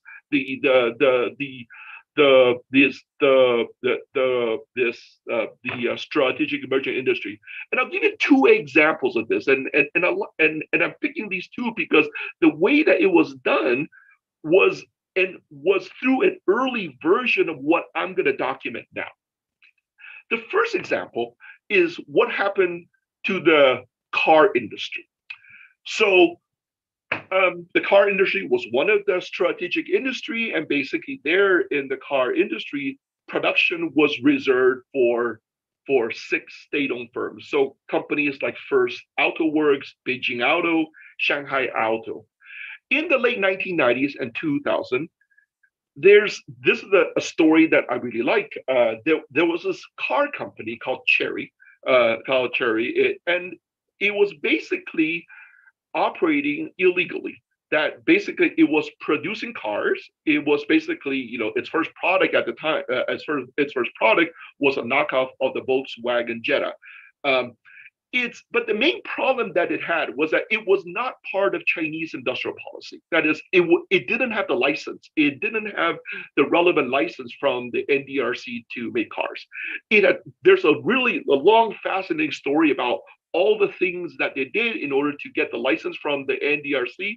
None of it worked until in the early 2000s, they hit upon the strategy of going to one of the state-owned firms, Shanghai Auto, which is, if you know anything about the car industry in China, it's the largest car maker in China. And the deal that they reached with Shanghai Auto is that they basically gave a 20% equity stake of Chery to Shanghai Auto. So in the early 2000s, the registration of Chery changed such that Shanghai Auto now held a 20% share of Cherry. It was registered as a new company. And what the people at Cherry did is that they basically then, with the new registration, they went back to the NDRC and they lobbied again for a license to make cars. And the rough argument that they made is that, look, you know, Shanghai Auto has the right to make cars. It's covered under state industrial policy. They now own 20% of us. We should be treated in the same way as a Shanghai Auto. Not sure exactly what was the argument that worked, but after that, they got the full license from the NDRC to make cars. And then it's gone on and done other things since then. And then after about 2 or 3 years, Cherry bought back its 20% equity share from SIC. So this is the early version of the use of strategic investor. In this case, Shanghai Auto was Cherry's strategic investor that basically enabled them to do an end run around Chinese industrial policy. The second example is again from Chinese industrial policy, and this time from the aluminum industry. There it was the same deal, that basically the aluminum industry was reserved for state-owned firms. And in this case, the monopoly, it was a true monopoly, that basically only one company was allowed to make aluminum, the state-owned firm called the China Aluminum Corporation. And it wasn't just that. It wasn't that there was also a restriction that any company that produce bauxite, which is the main raw material that you need in order to make aluminum, you could only sell it to the China Aluminum Corporation. Well, around the same time that Cherry was doing what it was doing, there was this company called the East Hope Group, which at that time was primarily a distributor of animal feed. And the company was looking around for what else they wanted to do, and they decided to expand into aluminum. They had two problems. One is that and both of them related to Chinese industrial policy. One is that they couldn't get the license to produce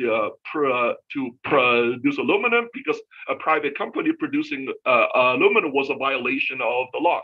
Second of all, even if they wanted to do that, they couldn't get the bauxite because the companies that produced bauxite couldn't sell to them. What they did is that they basically went to this local government in Western Henan province, to the small city called Sanmenxia, and I don't know exactly why they went there, but here's my guess, that a large number of the reserves, of the Chinese reserves of bauxite, sit in this city. So they thought that the main problem, that the main thing they needed to crack was the supply problem.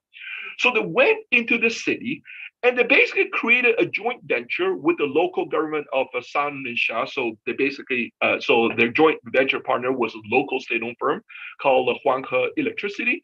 And they created this new company as a joint venture called East Hope Aluminum. This was around in 2002, 2000. So with this new company, they were able to basically start to produce aluminum. And by 2008,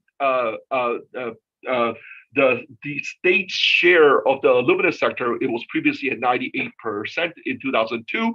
And with the entry of the East Hope aluminum into the market, East Hope captured about the 20 to 30% share of the market.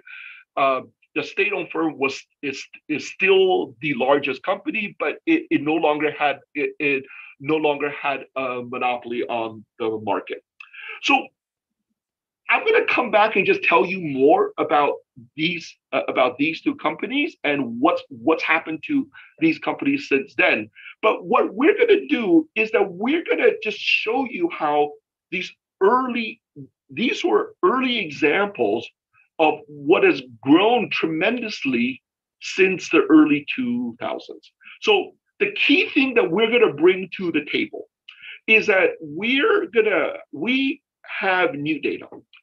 We have administrative data on the universe of firms in China. So we see everybody.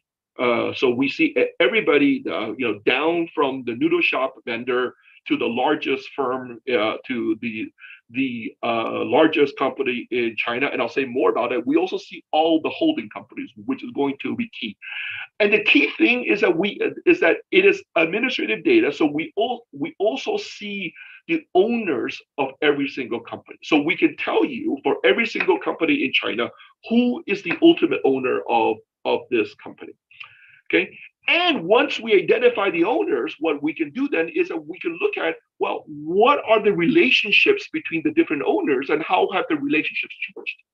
Okay, so what we're going to document for you is that these investments by special investors, by politically connected investors, the kind of thing that Cherry did, that Cherry and Shanghai Auto did, or the kind of thing that East Hope and the Simon Sha local government did, has really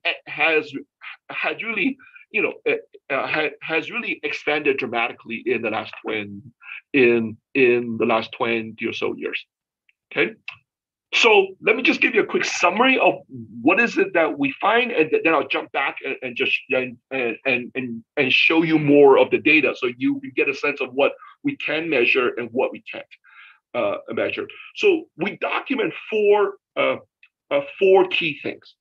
First of all, the first thing that you see is that there's been a big increase in investments by state owners in private firms, and this takes place. So there are two main margins in which this has taken place. There's what using the language of economists, that there's been an increase on the extensive margin.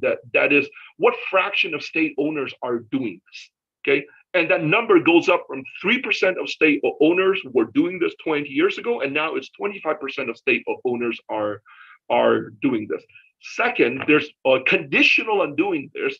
There's also be an increase on what we call the intensive margin. So conditional on doing this, a state owner was investing in 3 other private firms back 20 years ago, and now that number is 15 per. It is about 15. So there's been there's been a 5-fold increase of this type of activity on the intensive margin. Now the consequence is the product of these two things is just the increase in the number of private owners that have these special connections, such that by 2019, we have about 100,000 private owners that have these ties with state owners, and these owners account for about 17% of all the registered capital of China. So it's a sizable chunk of the Chinese economy. The second thing that you see is that it doesn't end there. What you see is that these owners that become connected to the state, become connected. What you see them do after they become connected is that then they start to grow. So I'll show you some evidence of this. Is that so their businesses grow, they expand into new businesses, they expand into new geographic locations.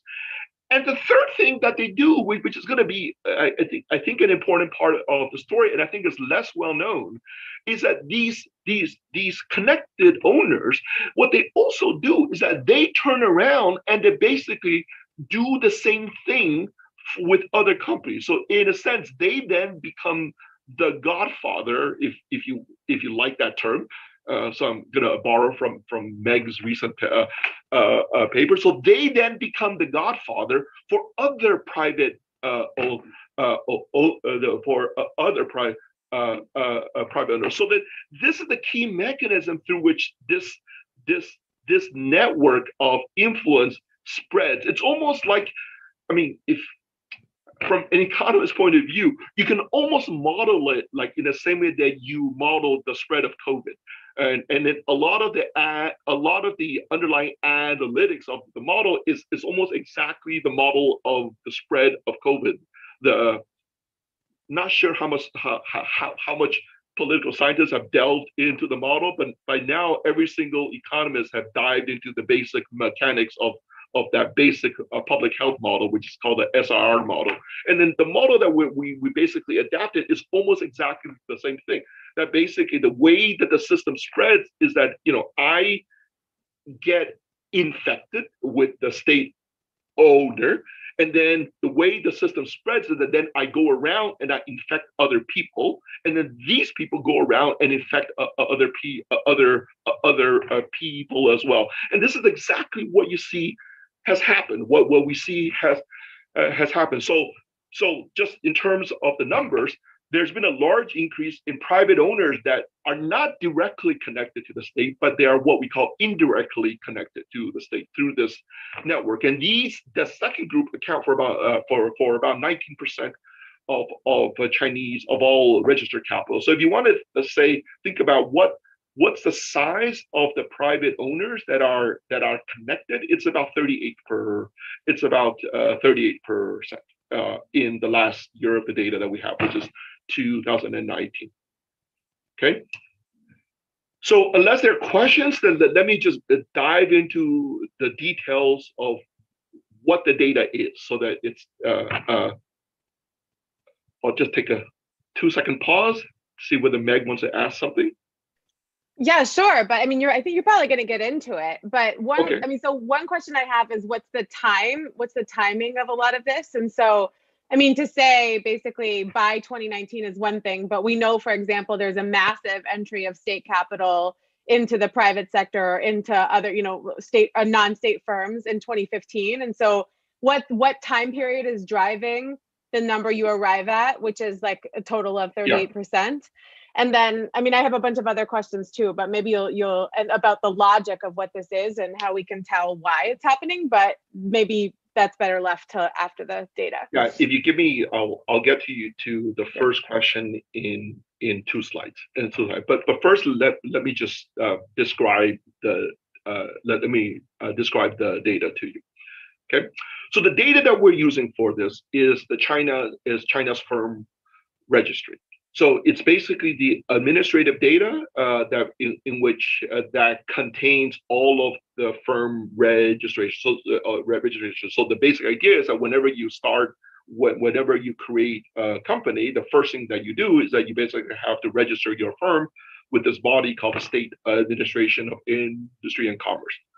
We have 2 cross sections of this data. We have the cross section in 2000, and we have the cross section in 2019. So we have all the companies that were operating in 2000 and in 2019, plus in both of these years, we also have all the companies that existed until that date, but are no longer operating. So it includes also the data also includes the firms that have that are no longer operational. So just to make clear, the data in 2019 also contains all the companies that were operating in 2000. All right. The key thing that we have in the data that you can observe in the data is that you see the owners because it's the registration data. Okay, so we see the owners of every single company in 2019 and 2000, or if the company is no longer operational, they're the owners as of the exit. Okay, and when you look at the owners, it's useful to just understand a little bit about ownership in China. They're basically in the data. There are going to be 3 types of owners. Okay, there's going to be what legally is called an individual owner. So think of that as a person. Okay. And a person is identified in this data with an anonymized personal ID. So that's the second type of owner is what the Chinese call a legal person. Okay, and we have the name and the ID of a legal person. So this is important. So I'm going to spend some time on it. A legal person is basically either another company, or what is also very frequent is that it's just a holding shop, right? And when you look at some of the largest companies in China, what you're going to find is that most of them, in most of the largest companies in China, they are going to be owned by a bunch of holding shops. by a bunch of legal persons. So think of this as being, yeah, it's just a shell company. So think of this as companies created by the famous Fonseca law firm in Panama, right? The law firm behind behind the Panama Papers. The last group of owners is what is called a collective, and the collective is basically the publicly traded shares of a company that obviously is publicly traded. So we have the equity share of each owner, and this is what's important. Okay, so and I'll just say this for Meg knows as well, but for any of you who've ever looked at the large Chinese businesses, the first thing that is going to be clear is that it is very difficult to figure out who the owners are. And the reason it's difficult to figure out who the owners are is because when you look at who on paper is the owner of the company, it's a bunch of holding shells, right? It's just a bunch of holding shells. So again, think about the Fonseca law firm.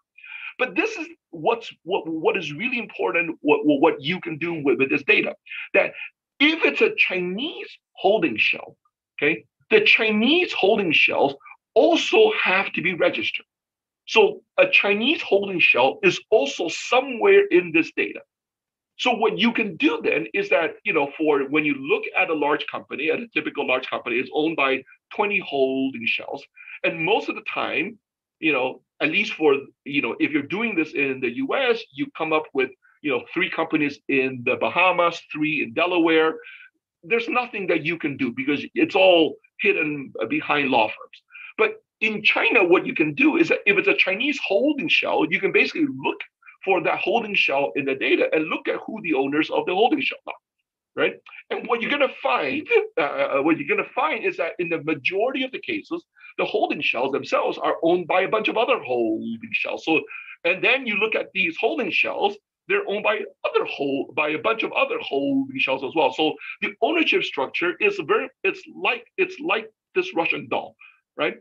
But again, once you have all the data and you have infinite patience with your computer, what you can do is that you can just write a program and just and you can write a program and you can just keep on going until it finally stops, until you finally get to an individual person, a state-owned firm.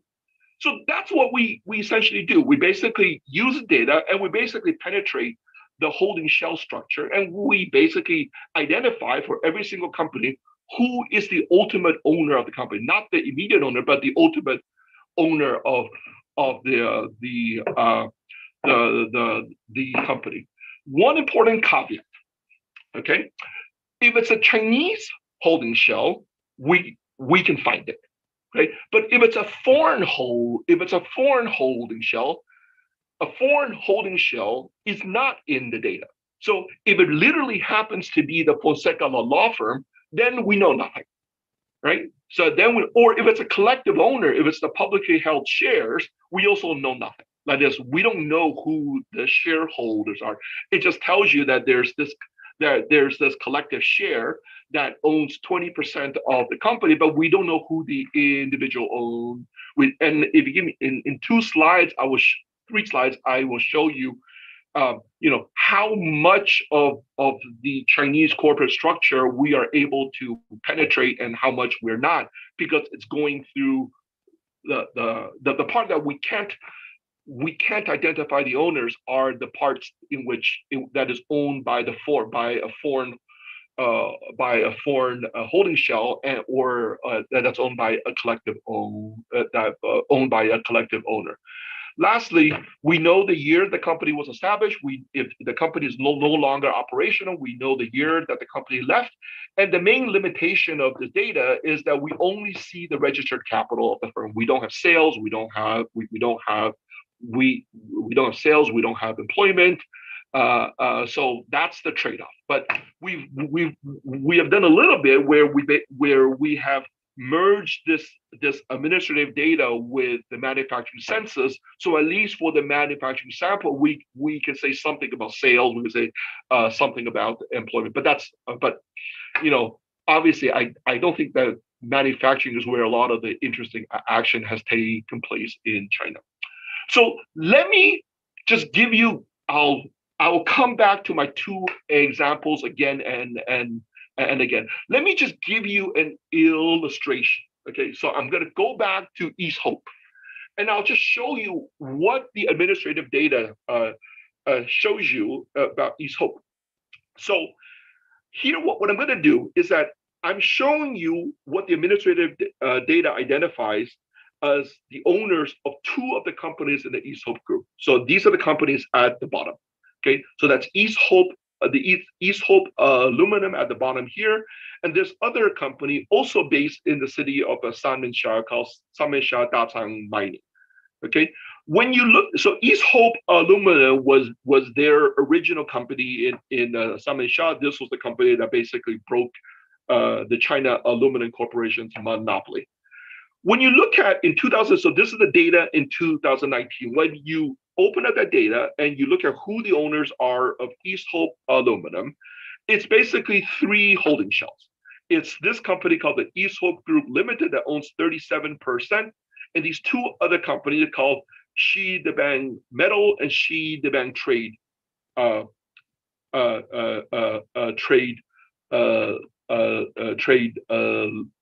Limited. Let's look at the East Hope Group. When you can then look in the registration data and look for the East Hope Group, and what you're going to find is they're owned by two other holding shells. One is called East Hope Enterprise Management, this gray, light gray circle here, and this other company called East Hope Investment East Hope Investment Holding. East Hope didn't give us much grief, or at least it didn't take us that much work, because once you looked at the two holding shells at the top, then our work ends, because at that point what you find is that these two holding shells are owned by two individuals. Okay, and you look, and then it's not that hard to figure out that these two individuals, it's a guy called Liu Yongxin, who was the founder of the East Hope Group, and this other person who, after some Googling, you can easily figure out that it's a son, right? So let me just say that East Hope Aluminum is fully, and let me just say one last thing, okay? The other part of East Hope Aluminum is owned by these two companies called Shi Debang. These are also holding companies, but they're not in the data because they are holding companies that were registered in Hong Kong.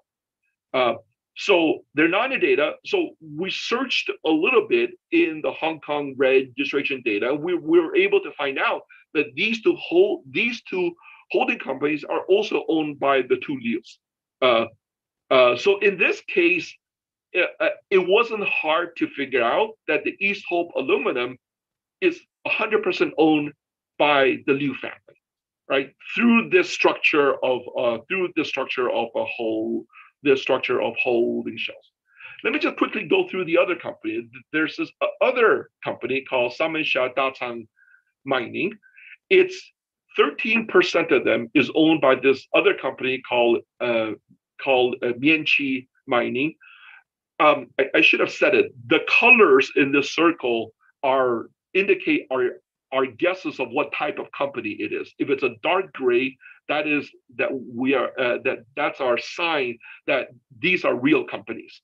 If it's a light gray, then it's a holding shell. A blue means that it's a person, and red means that it's a state-owned firm, right? That's what. So Mianqi Mining is a real company, and you look at Mianqi Mining, they're owned by two other holding shells, and it happens to be the case that two of the holding shells are exactly the same holding shells that also own East Hope, East Hope Aluminum. So the Liu family, through these holding shells and through this real company, Mianqi Mining, owns something like it owns something like a 13% share of Samencha Datang Mining. The other 13% is owned by this other company called Samencha Jijiang Mining, and that's another complicated company. That's mostly a private conglomerate, that's a mining conglomerate that's based somewhere else. And the majority of the company, 75% of the company, are owned by 5 state-owned firms that are locally owned, that are owned by the local government. So this is just to give you an illustration of what the typical company looks like. The typical large company looks like. It can get a lot more complicated than this. It can get a lot more complicated, but I would say that this is more typical. That 2 or 3 layers is in terms of the owner, and I think there's just this fascinating work to be done at trying to understand what is it that's accounting for these multiple layers. What is it that these owners are trying to accomplish? With that being said, let me say that that's not what we do here.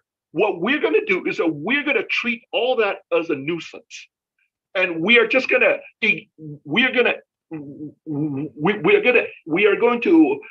ignore all these layers, and we are going to focus on the owner, the ultimate owner of every firm. That is, we're not going to focus on East Hope Investment Holdings. We're going to focus on the Liu family. Okay. So we're going to penetrate all these holding companies, and we are going to just focus on the ultimate owners. And the second thing we're going to do is that once we've identified the ultimate owners, then we're going to focus on the links, on the equity links between the different ultimate owners. So in this case, what we're going to say is that the Liu family has an equity link, has an equity tie with basically 6 bodies, with the 5 state-owned firms here, and with the Samencha Jijiang Mining Group, or whoever the owners are of that group. Okay, that's what we're going to be. So let me now just take the East Hope Group, and let me just move up a circle. And let me now that you understand the structure, let me give you the full, actually before that, let me just show you what the data looks like. So this is the data, just the summary statistics of the data. The total number of firms, that's in the first column, it goes up from about 1 million to 37 million, and the other columns show you the number of owners in each year of the data. So you can see that the big increase is in terms of the number of individuals that own some of the firms. This is the table that shows you the share of registered capital of the different types of ultimate different type of ultimate owners. So the first column shows you the share of registered capital of private individuals, and this is something that is well known. That this is basically the share of the private sector. In this case, it's the private owner. After we trace through, we've gone through these ownership layers. So the first part of the first column just shows you what is frequently stated, which is, one way in which you can think about China is that it's the decline of the state sector. You see that here, and the rise of the private sector. But what we're going to do is to show you that the story it's not that simple.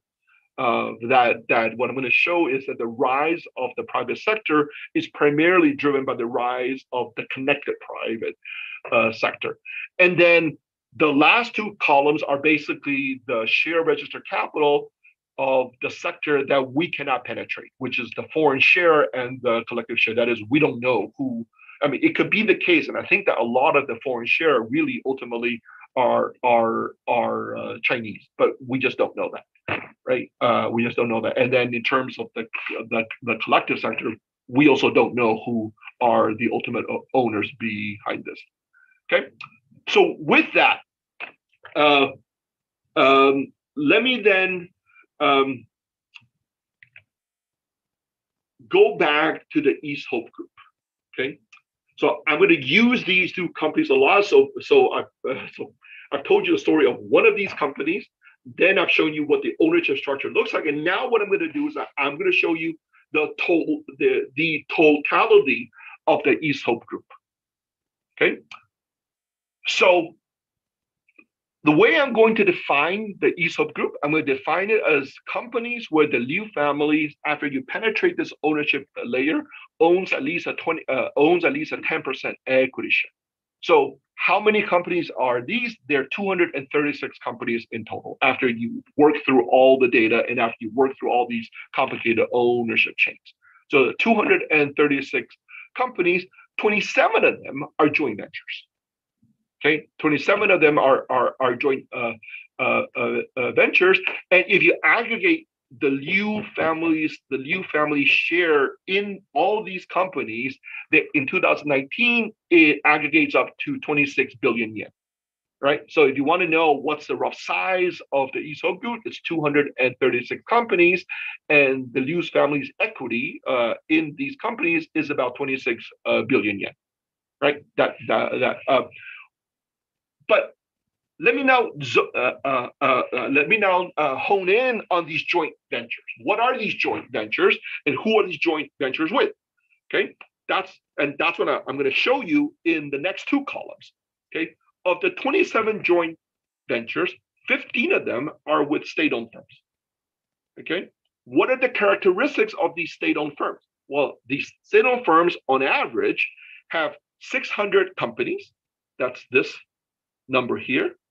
And they're also big. They're much bigger than the Liu family. So each state-owned firm, on average, if you aggregate their equity in all these 600 companies, their equity, if you add that up, it's 226 billion yen. Okay, so one group of companies that the Liu family is having joint ventures with are with state-owned firms that are much larger than they are. Okay, but that's not the only thing that's not the only thing the Liu family is doing. They also have 12 joint ventures with other private owners. Who are these other private owners? Well, if you add up their companies, the equity of these other private owners, that is only about 5 billion yen, right? So only, right? Only. But the first thing I want you to see is that the Liu family has a bunch of joint ventures, and they have joint ventures with two types of owners. One are the state owners that are invariably much larger than the East Hope Group, and they also have joint ventures with other private owners, and the other private owners they have joint ventures with are typically small. Okay. Let me now do the same thing, and let me show you the case of a Shanghai Auto.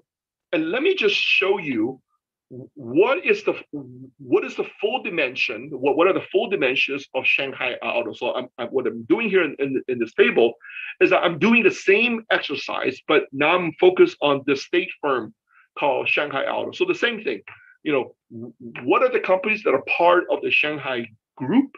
I'm going to define the group as being companies where the Shanghai Auto owns at least a 10% equity share. How many companies are these? There are 586 companies. Okay, so it's a big so you will be missing a big part of what is the Shanghai Auto Group if you only focus on Shanghai GM or Shanghai Volkswagen, or the companies that are at the front, if you will. But what you also see in terms of in Shanghai Auto is that 360 of these companies are joint ventures with other people. Okay, and Shanghai Auto is it's that they're big. That if you add up Shanghai Auto's equity in all these 586 companies, it totals 169 billion yen. Okay. Who are the joint venture partners? Some of the joint venture partners are other state-owned firms that are roughly of the same size as Shanghai Auto, and the other joint venture partners are private firms. And here I'm going to break down the private owners into two groups. Okay, the first group which is what I show in the third column, are the joint ventures of Shanghai Auto with three companies, with Anbang Insurance, VW, and GM. There are 10 owners that are behind these three companies. Two of them are obviously GM in the US and VW in Germany, and there are 50, and Shanghai Auto has 57 joint ventures with the owners that are behind Anbang, VW, and GM, and these are pretty big companies, but they are smaller, the owners, the 10 owners behind Anbang, VW, and the GM, they're smaller. Their registered capital is about 11 billion yen. And lastly, the last group of private owners, so Shanghai Auto has 157 joint ventures with 145 private owners that are just tiny relative to Shanghai Auto. They have a registered capital of 1.4 billion yen. All right, so let me just summarize this. That what do we think we take away from this? That there are multiple ownership links, that Shanghai Auto has investments with 155 private owners. East Hope has joint ventures with 15 state owners and 11 private owners. The second thing is that what you also see is that there is, I think, a clear hierarchy of owners. That they're the largest owners in the two cases I gave you. The largest owners are Shanghai Auto, and in the case of East Hope, it's the state owners that have a joint venture with the East Hope Group. Then there's the next tier in the hierarchy are the private owners that have equity ties with the state-owned firms. That's East Hope, and then the owners of Anbang, VW, and GM. So these are the owners that we're gonna, the language that we're gonna use is that we're gonna say that these are private owners that are directly tied or directly connected with the state owner. And then there's gonna be this next tier, which is the private owners in the table I gave you, the private owners that don't have an equity tie with the state owner, but they have an equity tie with another private owner that has a tie with the state firm. Okay, so these are these are the private owners that are connected to the East Hope Group, but they don't directly have a joint venture with the state owner. So the language we're going to use is that these are private owners that are indirectly connected to the state owner. So what I'm going to do next is that I'm going to go beyond these case studies, and I'll just show you the evidence systematically for all the companies in China. But let me take a pause here. Yeah, there's a couple of relevant questions. So Hao Chen, who from the University of Southern California, asks, what does it really mean? What do you mean by a second layer, a third layer, even more layers in joint ventures? And Hao is pretty familiar with this data also. But the question is kind of what kind of influence should we interpret from a N layer joint venture with an SOE background? How do we know if there's any influence, say, of an SOE over a firm if the ownership links are that attenuated? How would you interpret that? I mean, that's partly what that's partly what we want to try to figure out with the data, right? That's partly what we want to see is when companies get connected at different layers. So I guess I shouldn't answer this way. What we mean by layer, the language we're going to use is basically how distant are the ownership links with the state, with the state. So if you're 10 layers removed away from the state, well, what we mean is that you have a joint venture with a company that has a joint that is not directly tied with the state, but in which its closest tie with the state is 9 layers removed from from the state. So that's what we. What is the influence of the state? I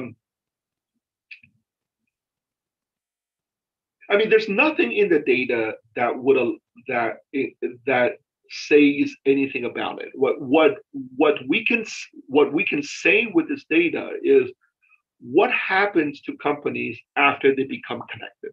What happens in terms of their growth? What happens in terms of the extent to which they are providing connections to other companies? What other companies do they create? What is the geographical reach of these companies? So that's what we can measure empirically in the data. One of the things that one I think wants to know, and there's nothing in the data, but I think it's a great question, or if there's a way to do this, is what happens if somebody high up in the party wants something, or what does the equity link, does the equity share gives the party more leverage? And I don't have a way of answering that question. And there's nothing that we say in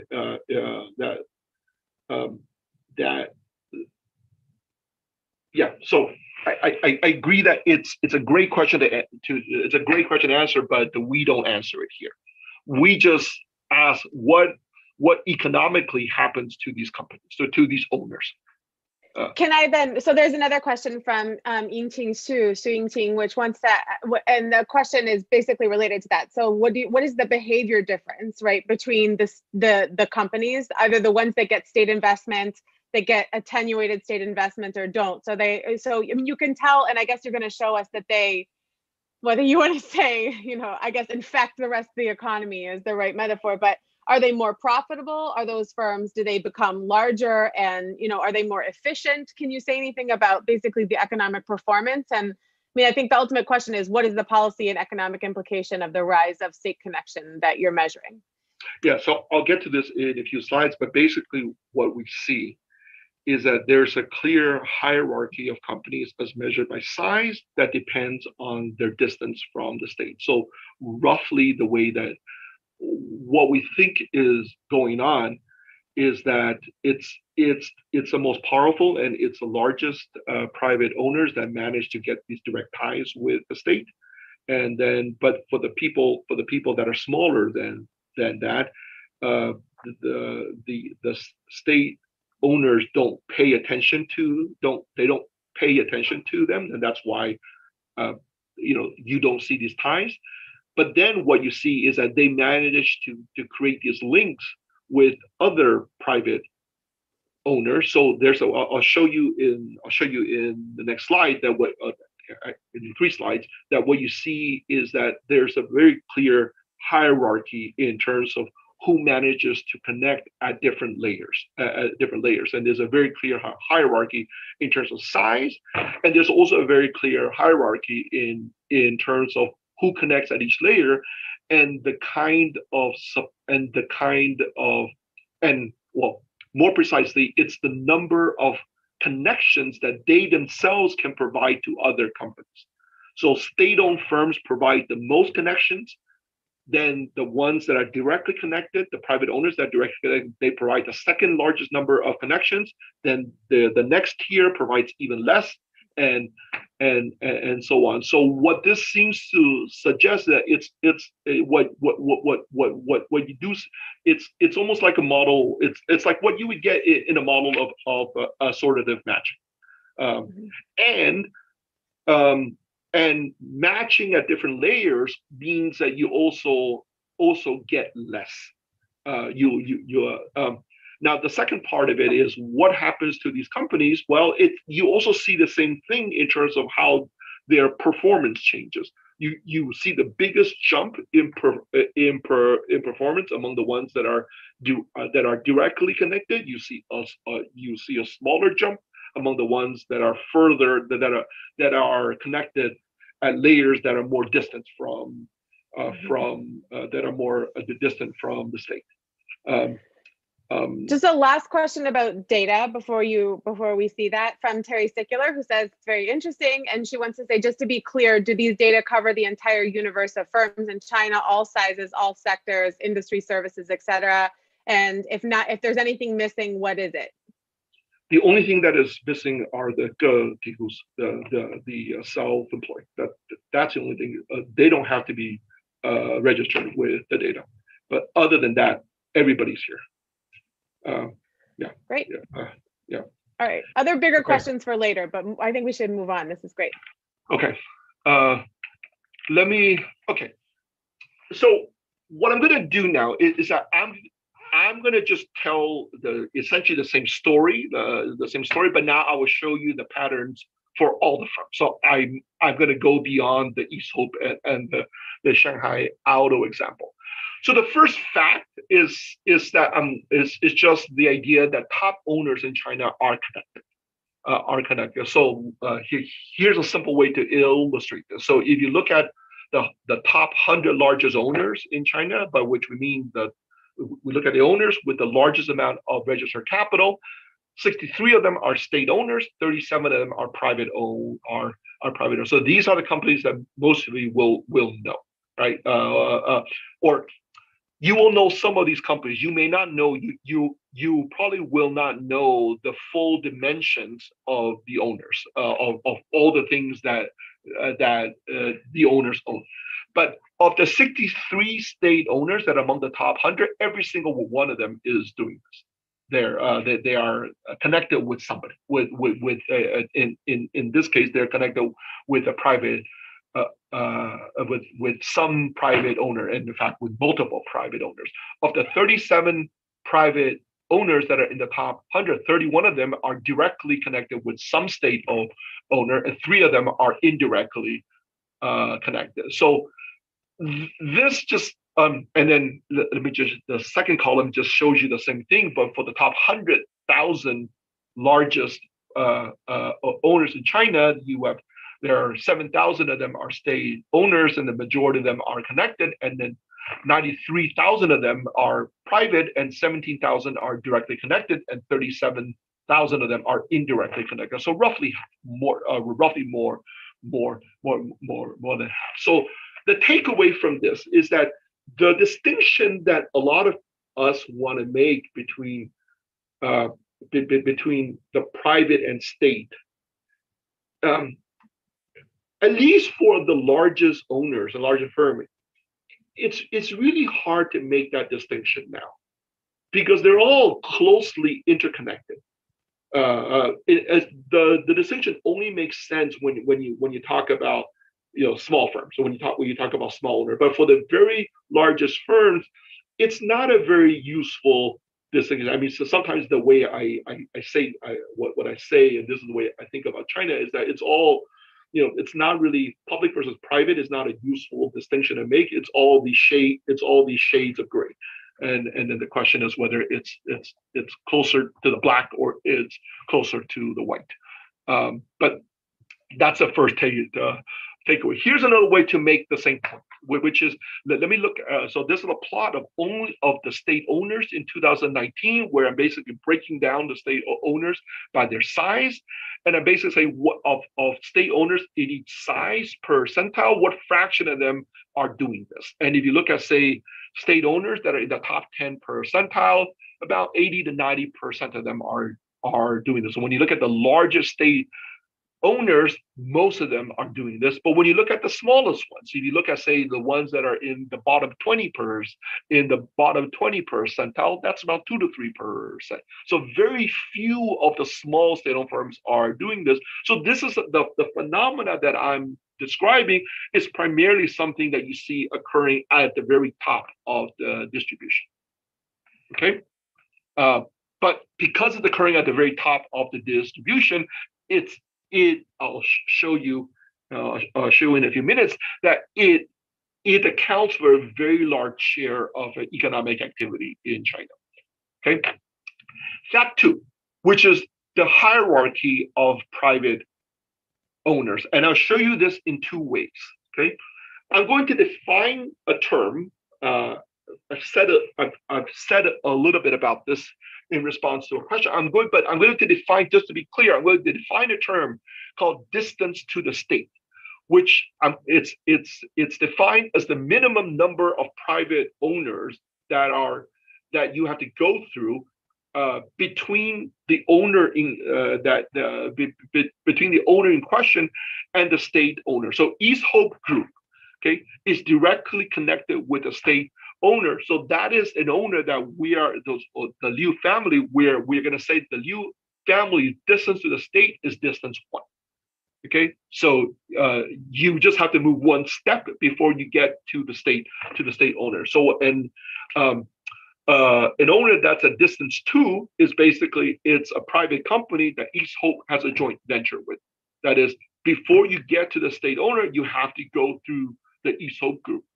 Okay, and I'm going to show you this. I mean, part of what we were just astounded by when we started to look at this data is just the proliferation of owners that are not directly connected, but are indirectly connected with the state owner up until distance 10. Okay, so that's the definition of distance. And what I'm showing you here is basically the average registered capital of the private owner at each layer, at each distance from the state, relative to the private owners. So this is all relative to the private owners that have no ties to the state.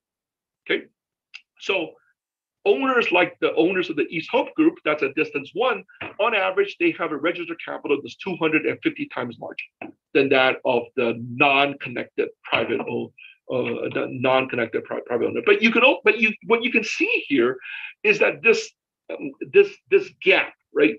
So the difference in size drops pretty dramatically. It drops. So at distance 2, it's a gap. It's about 25 times larger. Distance 3, it's about 15 times larger. And by the time you get to distance 10, they're about 3 times larger than the non-connected firm. Okay. Another way in which you see this is by looking at the number of the number of joint ventures that a typical private owner at each distance is making with private owners that are more distant from them, from the state. So think of this as being downward investments, if you will. Okay, so what we're measuring here is basically, in the case of the East Hope Group, is basically how many investments do they have with other private owners. So, and then a company like the East Hope Group, on average, they have 3 joint ventures with companies that are smaller than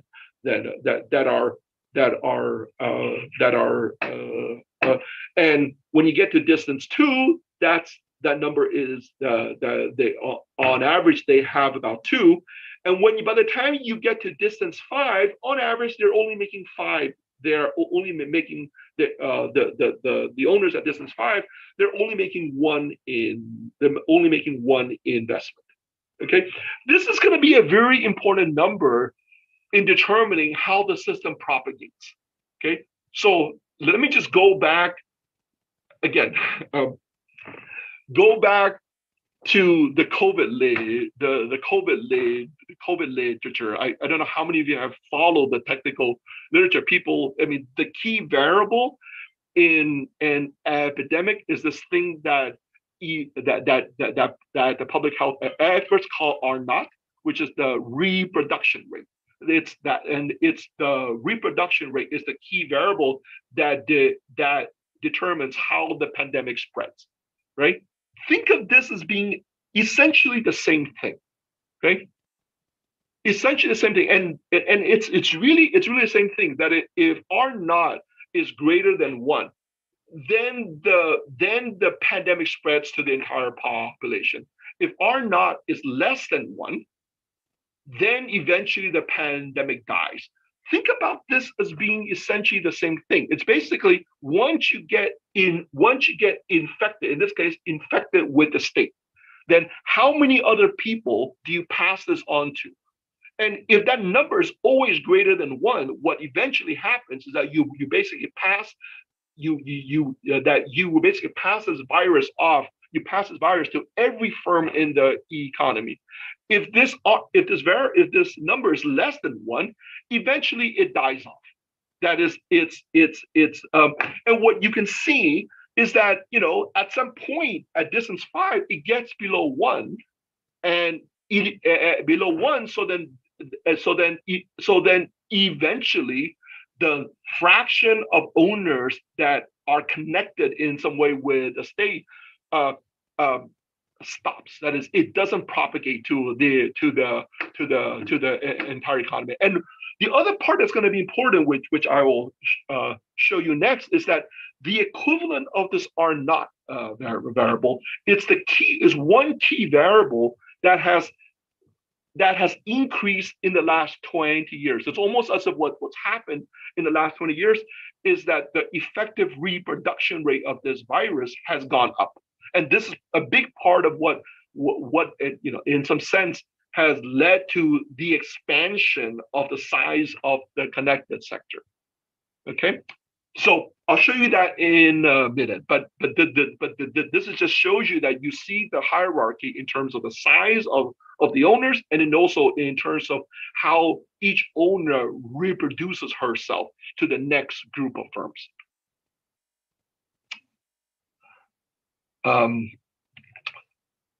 Fact 3. This goes to a question. This is just a plot of the share of the equity of the connected investor in the businesses of the firm. So a typical owner at distance 1 from the state has about a 20% share in the equity of the businesses of the owner. For example, let me just bring you back to the case of a Cherry. Shanghai Auto's equity stake in Cherry was 20%. And what this says is that is a very typical number. Okay, the number goes up when you once you get to distance 2, but it typically is around 40%. In rare cases, do we see that number going above 50%.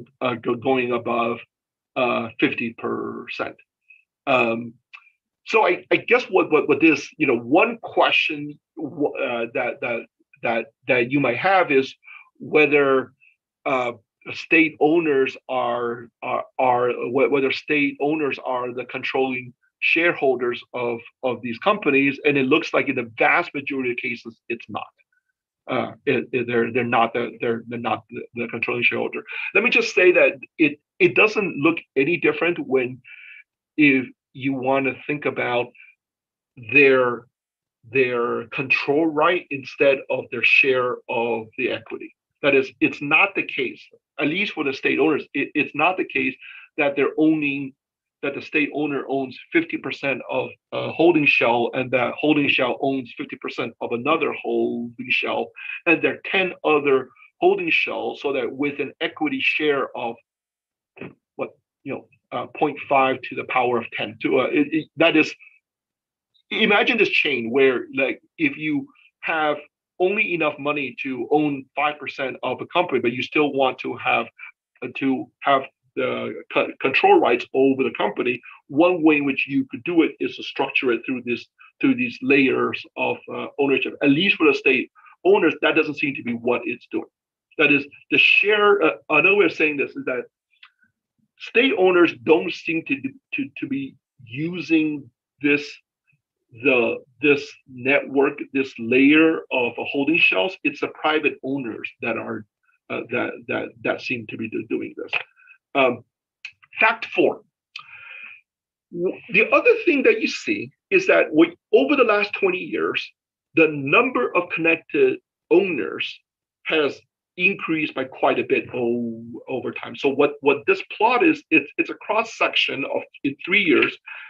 So this it's maybe an answer to Meg's question at the beginning. It's a cross section in 2000, 2010, and 2019 of the number of connected owners by distance from the state. Okay, so for example, if you want to know how many owners were directly connected to the state in 2000, that's given by this number here, which is about 20,000. And by 2019, that number had increased by a factor of 5. So it's now by 2019, that number is 100,000. Okay, but the other thing that you see here is that the big expansion is in terms of the owners that are distantly related to the state.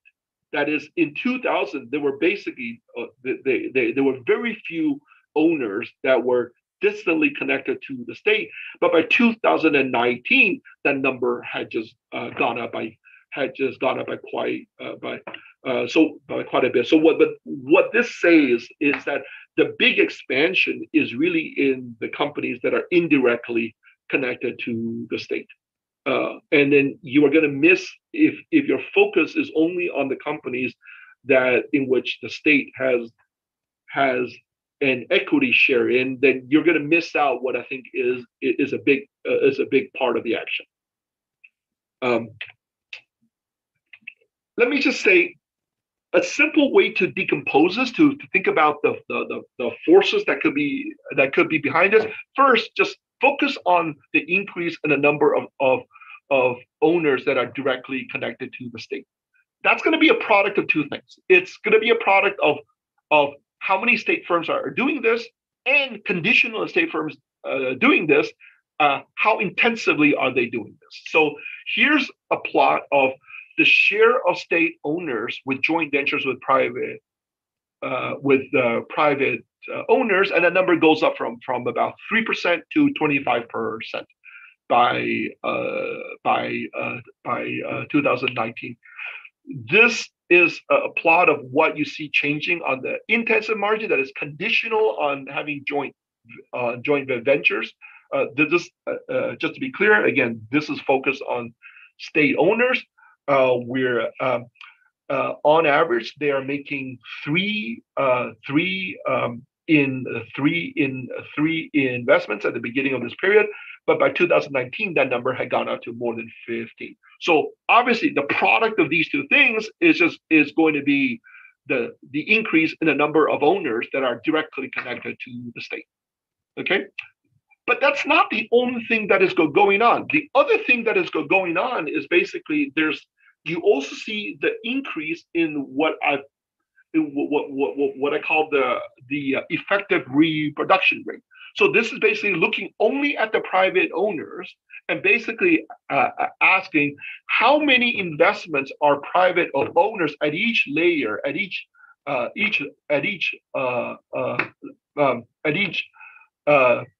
distance from the state, how many investments are they making with other companies? And that number, say, companies that were directly connected to the state in 2000, they were making on average 1. Okay, but by 2019, that number was 3.5. So now think about just in terms of the basic math, how many owners are you going to have in layer 2?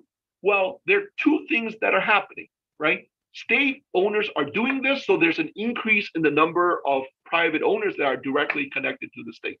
Now, conditional on being directly connected to the state, that the typical firm was making one investment in 2000, but now by 2019, the number got up to 3.5.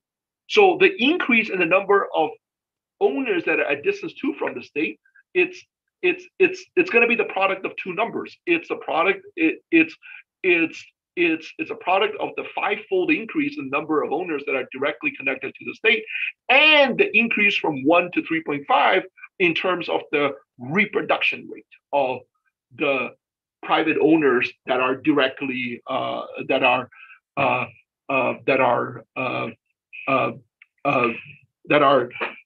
directly connected to the state. Okay. Somebody asked this.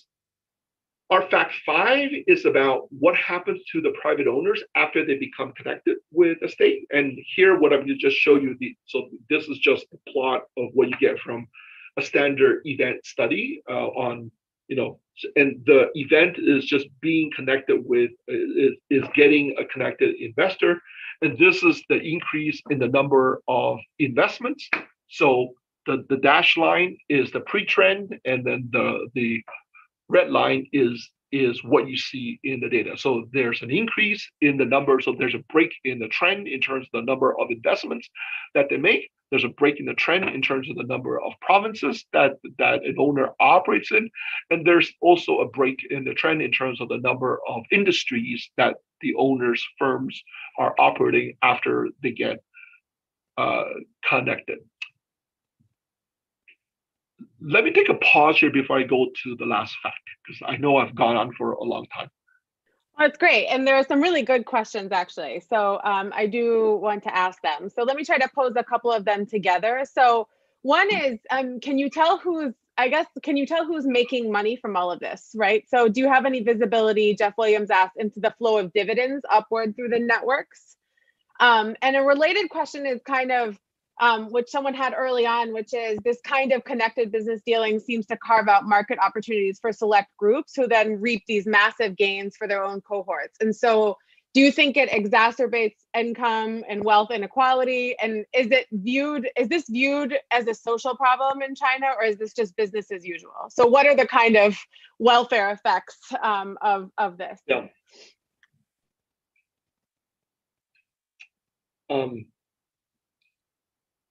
This is a great question about the flow of dividends. I don't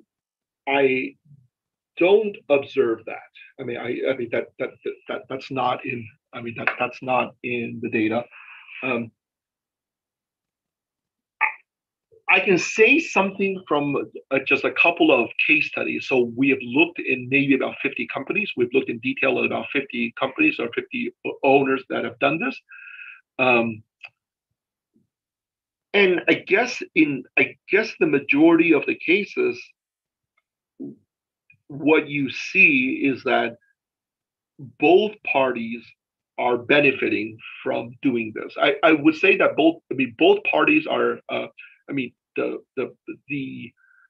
The connected investor is benefiting because they have a 20, 30, 40% share of the business. So that's their share of the profits of the company. Even if the company is not delivering dividends, there's still the value of the company after the company is growing. And I would say that in the cases that we've looked at, there's perhaps more resentment on the recipient side. That is, they do this because it's necessary, but in a couple of cases, they do express some resentment that they have to do this in order to grow. But the fact is that they do. I mean, in at least in the number of cases that we've looked at, they do seem to do well. What are the social consequences of this?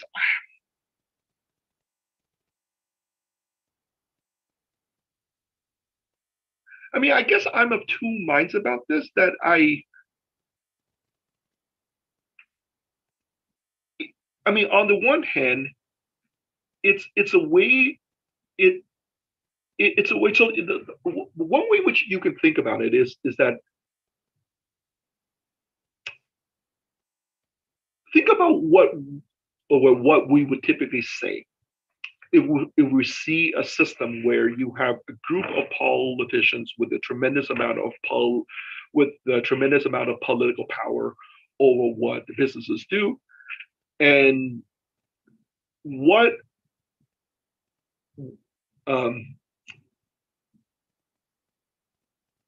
and the way that we would typically, I would say that if you say our typical response is that, well, what we should do is that we should level the playing field and we should remove the power that politicians have over what businesses do and create a level playing field. The way I think about what's happened in China is that it's not the route that they've taken is not that, but they basically take through these two mechanisms. That first, the mechanism in terms of what local governments are doing, and now through this through the mechanism that I'm describing here, is that they're basically marketizing their political power. I mean, you have powerful people that are basically selling. They're selling their access. So, and then I guess the other thing that I think is important is that once after they sell their political power, and then other people then become wealthy, and then part of what you get from being wealthy is that you also have some power and access of your own. Then they then start and do the same thing themselves. So then what that does is that it basically spreads that power among more and more people. So I just want to just bring you back here. I'm going to bring you back to this graph here, which is just just remind you of two graphs. Think about the owner that's a distance 10 from the state. They're not that big.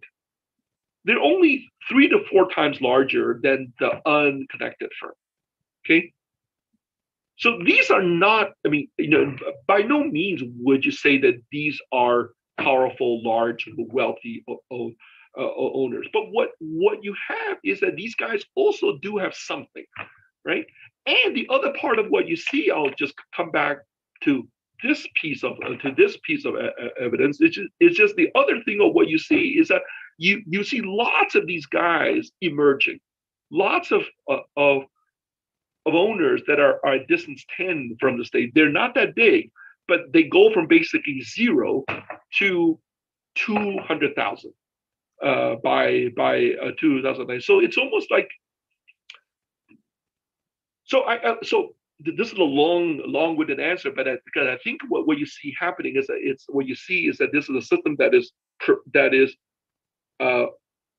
providing market opportunities to more and more people. But it is also true, of course, that there are people that are left out, right? Which are the owners that are not connected. We only have a few more minutes, but I want to ask this one question because I think it's a really good one, and then you can move on to your last fact. So Charlie Wong says, is there an equivalent model that exists in Western systems, such as connected venture capital, private equity, or corporate investors? And how would this compare to China's connected investor model you've presented?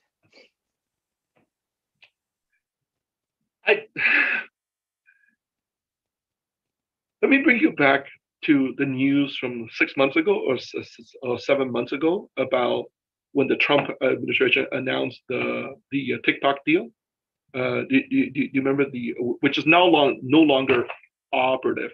What struck me about that deal is that it was very much like this kind of a deal. You think remember that deal, that basically TikTok was to sell itself. It could survive in the U.S. if it sold itself to connected investors, U.S. connected investors. In the case of the TikTok deal, it was Walmart plus somebody else, right? Microsoft, yeah. Microsoft.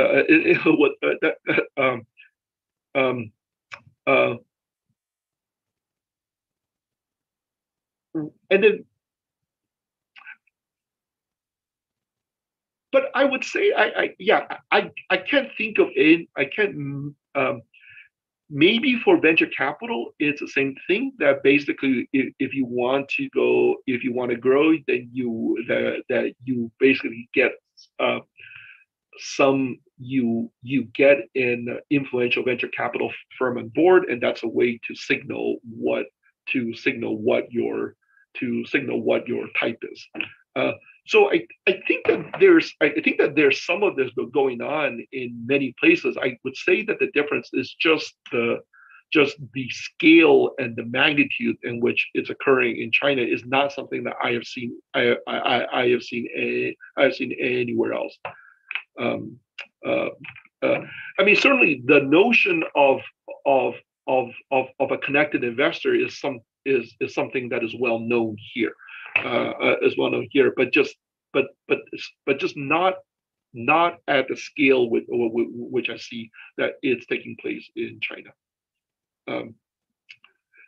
Let me show you my last fact, which is so I've shown you two facts, which is that there's an expansion there's an increase in the number of owners that are connected, and then the connected owners grow.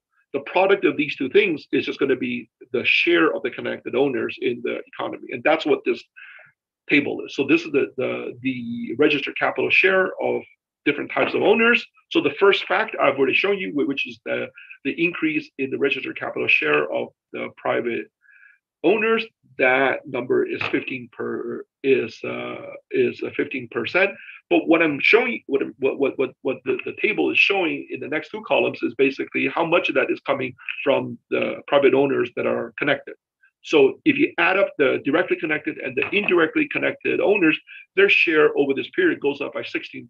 So basically all of the increase in the private sector, the share of registered capital of the private sector is coming from the connected sector. And the other part is that the connected state owners, they themselves shrink relative. So just to be clear, it's not as if they are shrinking in absolute terms, they're growing, but they're shrinking in relative terms. That is, the owners whose growth they've enabled is just much larger. These owners grow much more than the state owners that are at the top of this chain, if you will. So let me just take 30 more seconds and just summarize what I think that this is saying. That I think that what we're saying is what we're seeing is that what's happened in the last 20 years is that it's become easier to scale the connections of the connected owners. So the consequence of this is that you see an increase in the number of owners that are connected, and you see an increase in their size.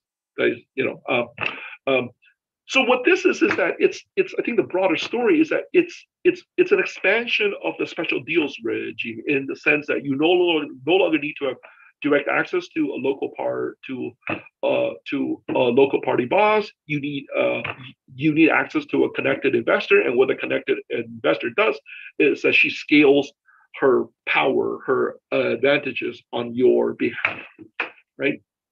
So that's what I think we are seeing, but it does raise questions that we don't, that I think would be lovely to answer, is what does it mean when you have an economy where you have such a large chunk of the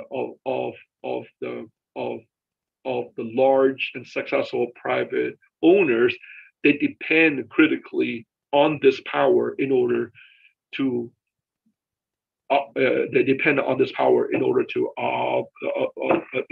operate. If I were a political scientist, that's what I would be thinking about.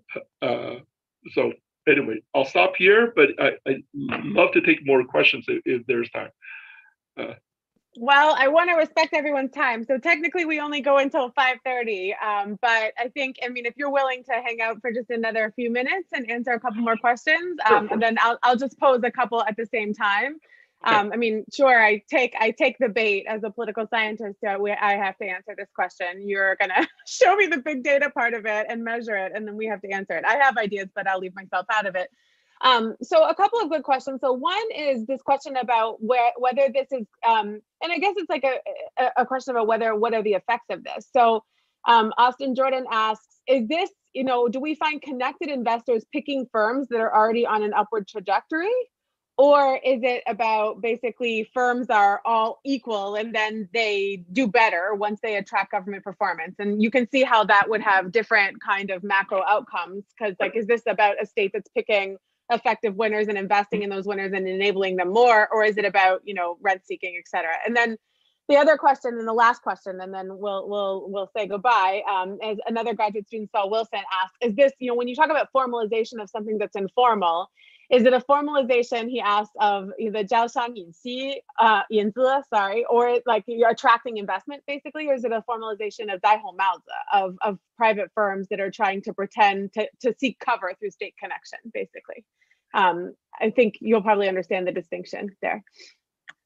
Let me just take the first question, and let me just go back to these slides. So the answer is that if you stare at this, right, what you see, if you stare at these three slides, this one, and this one, what you see in all cases is that there is a pre-trend, right? There is a pre-trend. So it's not the case that the connected investors are picking random, that they're picking firms that are growing.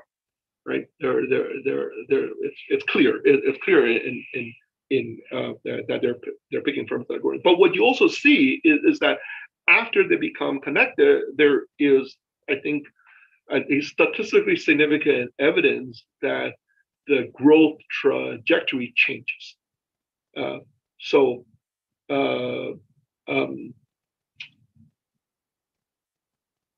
Yeah, I mean that's, and I guess it would be surprising if you don't see a pre-trend, like if because the way that the way I have to think about it is that you only have limited ability to do this if you are a politically connected person, a politically connected individual. So you want to pick the ones. So it's to think of these guys as doing what a venture capital will do. That is, I mean, the craziest thing to do would be to randomly pick. You are not going to randomly pick. You are going to pick the ones that you think are going to benefit the most from what you can provide. I think you are seeing that here. But that also makes it difficult to answer the question, what is your value added? I mean, it's like, it's the question, I wish we could answer this question in the academic community, because, what we do, the essence of what we do is that we pick. We pick, and then what is the value that we add? I think it's a very tough question to answer. How do I want to think conceptually about what these companies are doing? I don't think what they're doing is that they're putting on a red hat. I don't see them pretending that they're state-owned firms. What I see them doing, at least in the cases that I've looked at, they're basically relying on their connected investors to do favors for them. So there's something that they need, and they call upon the investor, and then this person or this company, benefits from the success of the company. But I don't see them pretending to be state-owned firms. So I don't think that that's it. So I don't think it's the phenomena from the 1980s. But again, I have a sample size of 50, and there's several million here. So yeah. I'm sure that one can find other case studies in which they are putting on a red hat. Well, it's very provocative work. I wish I had your data. It's amazing to see some of these trends that some of us feel like we've been observing, kind of anecdotally formalized in this way. So it's great work. I mean, we all have a lot of work to do to figure out what the implications of this are. But let me just thank you for your time. It's a great presentation, and thanks to all of you for attending and your questions. And I'm sure Professor Xie would appreciate feedback in written form, since we don't have time, but he's a very open person. So thank you. Thanks, Meg. This was fun. Thanks again. Great. All right, thank you, everyone. I see some participants are still trickling in, but let me welcome you to the Fairbanks Center for Chinese Studies seminar series on the Chinese economy. I am Meg Withmeyer. I'm an associate professor at Harvard Business School, where I am lucky enough to convene the seminar. Before I announce today's speaker, who we're lucky to have, let me just give one announcement, which is that we'll have the second meeting of the semester on Wednesday, December 1st.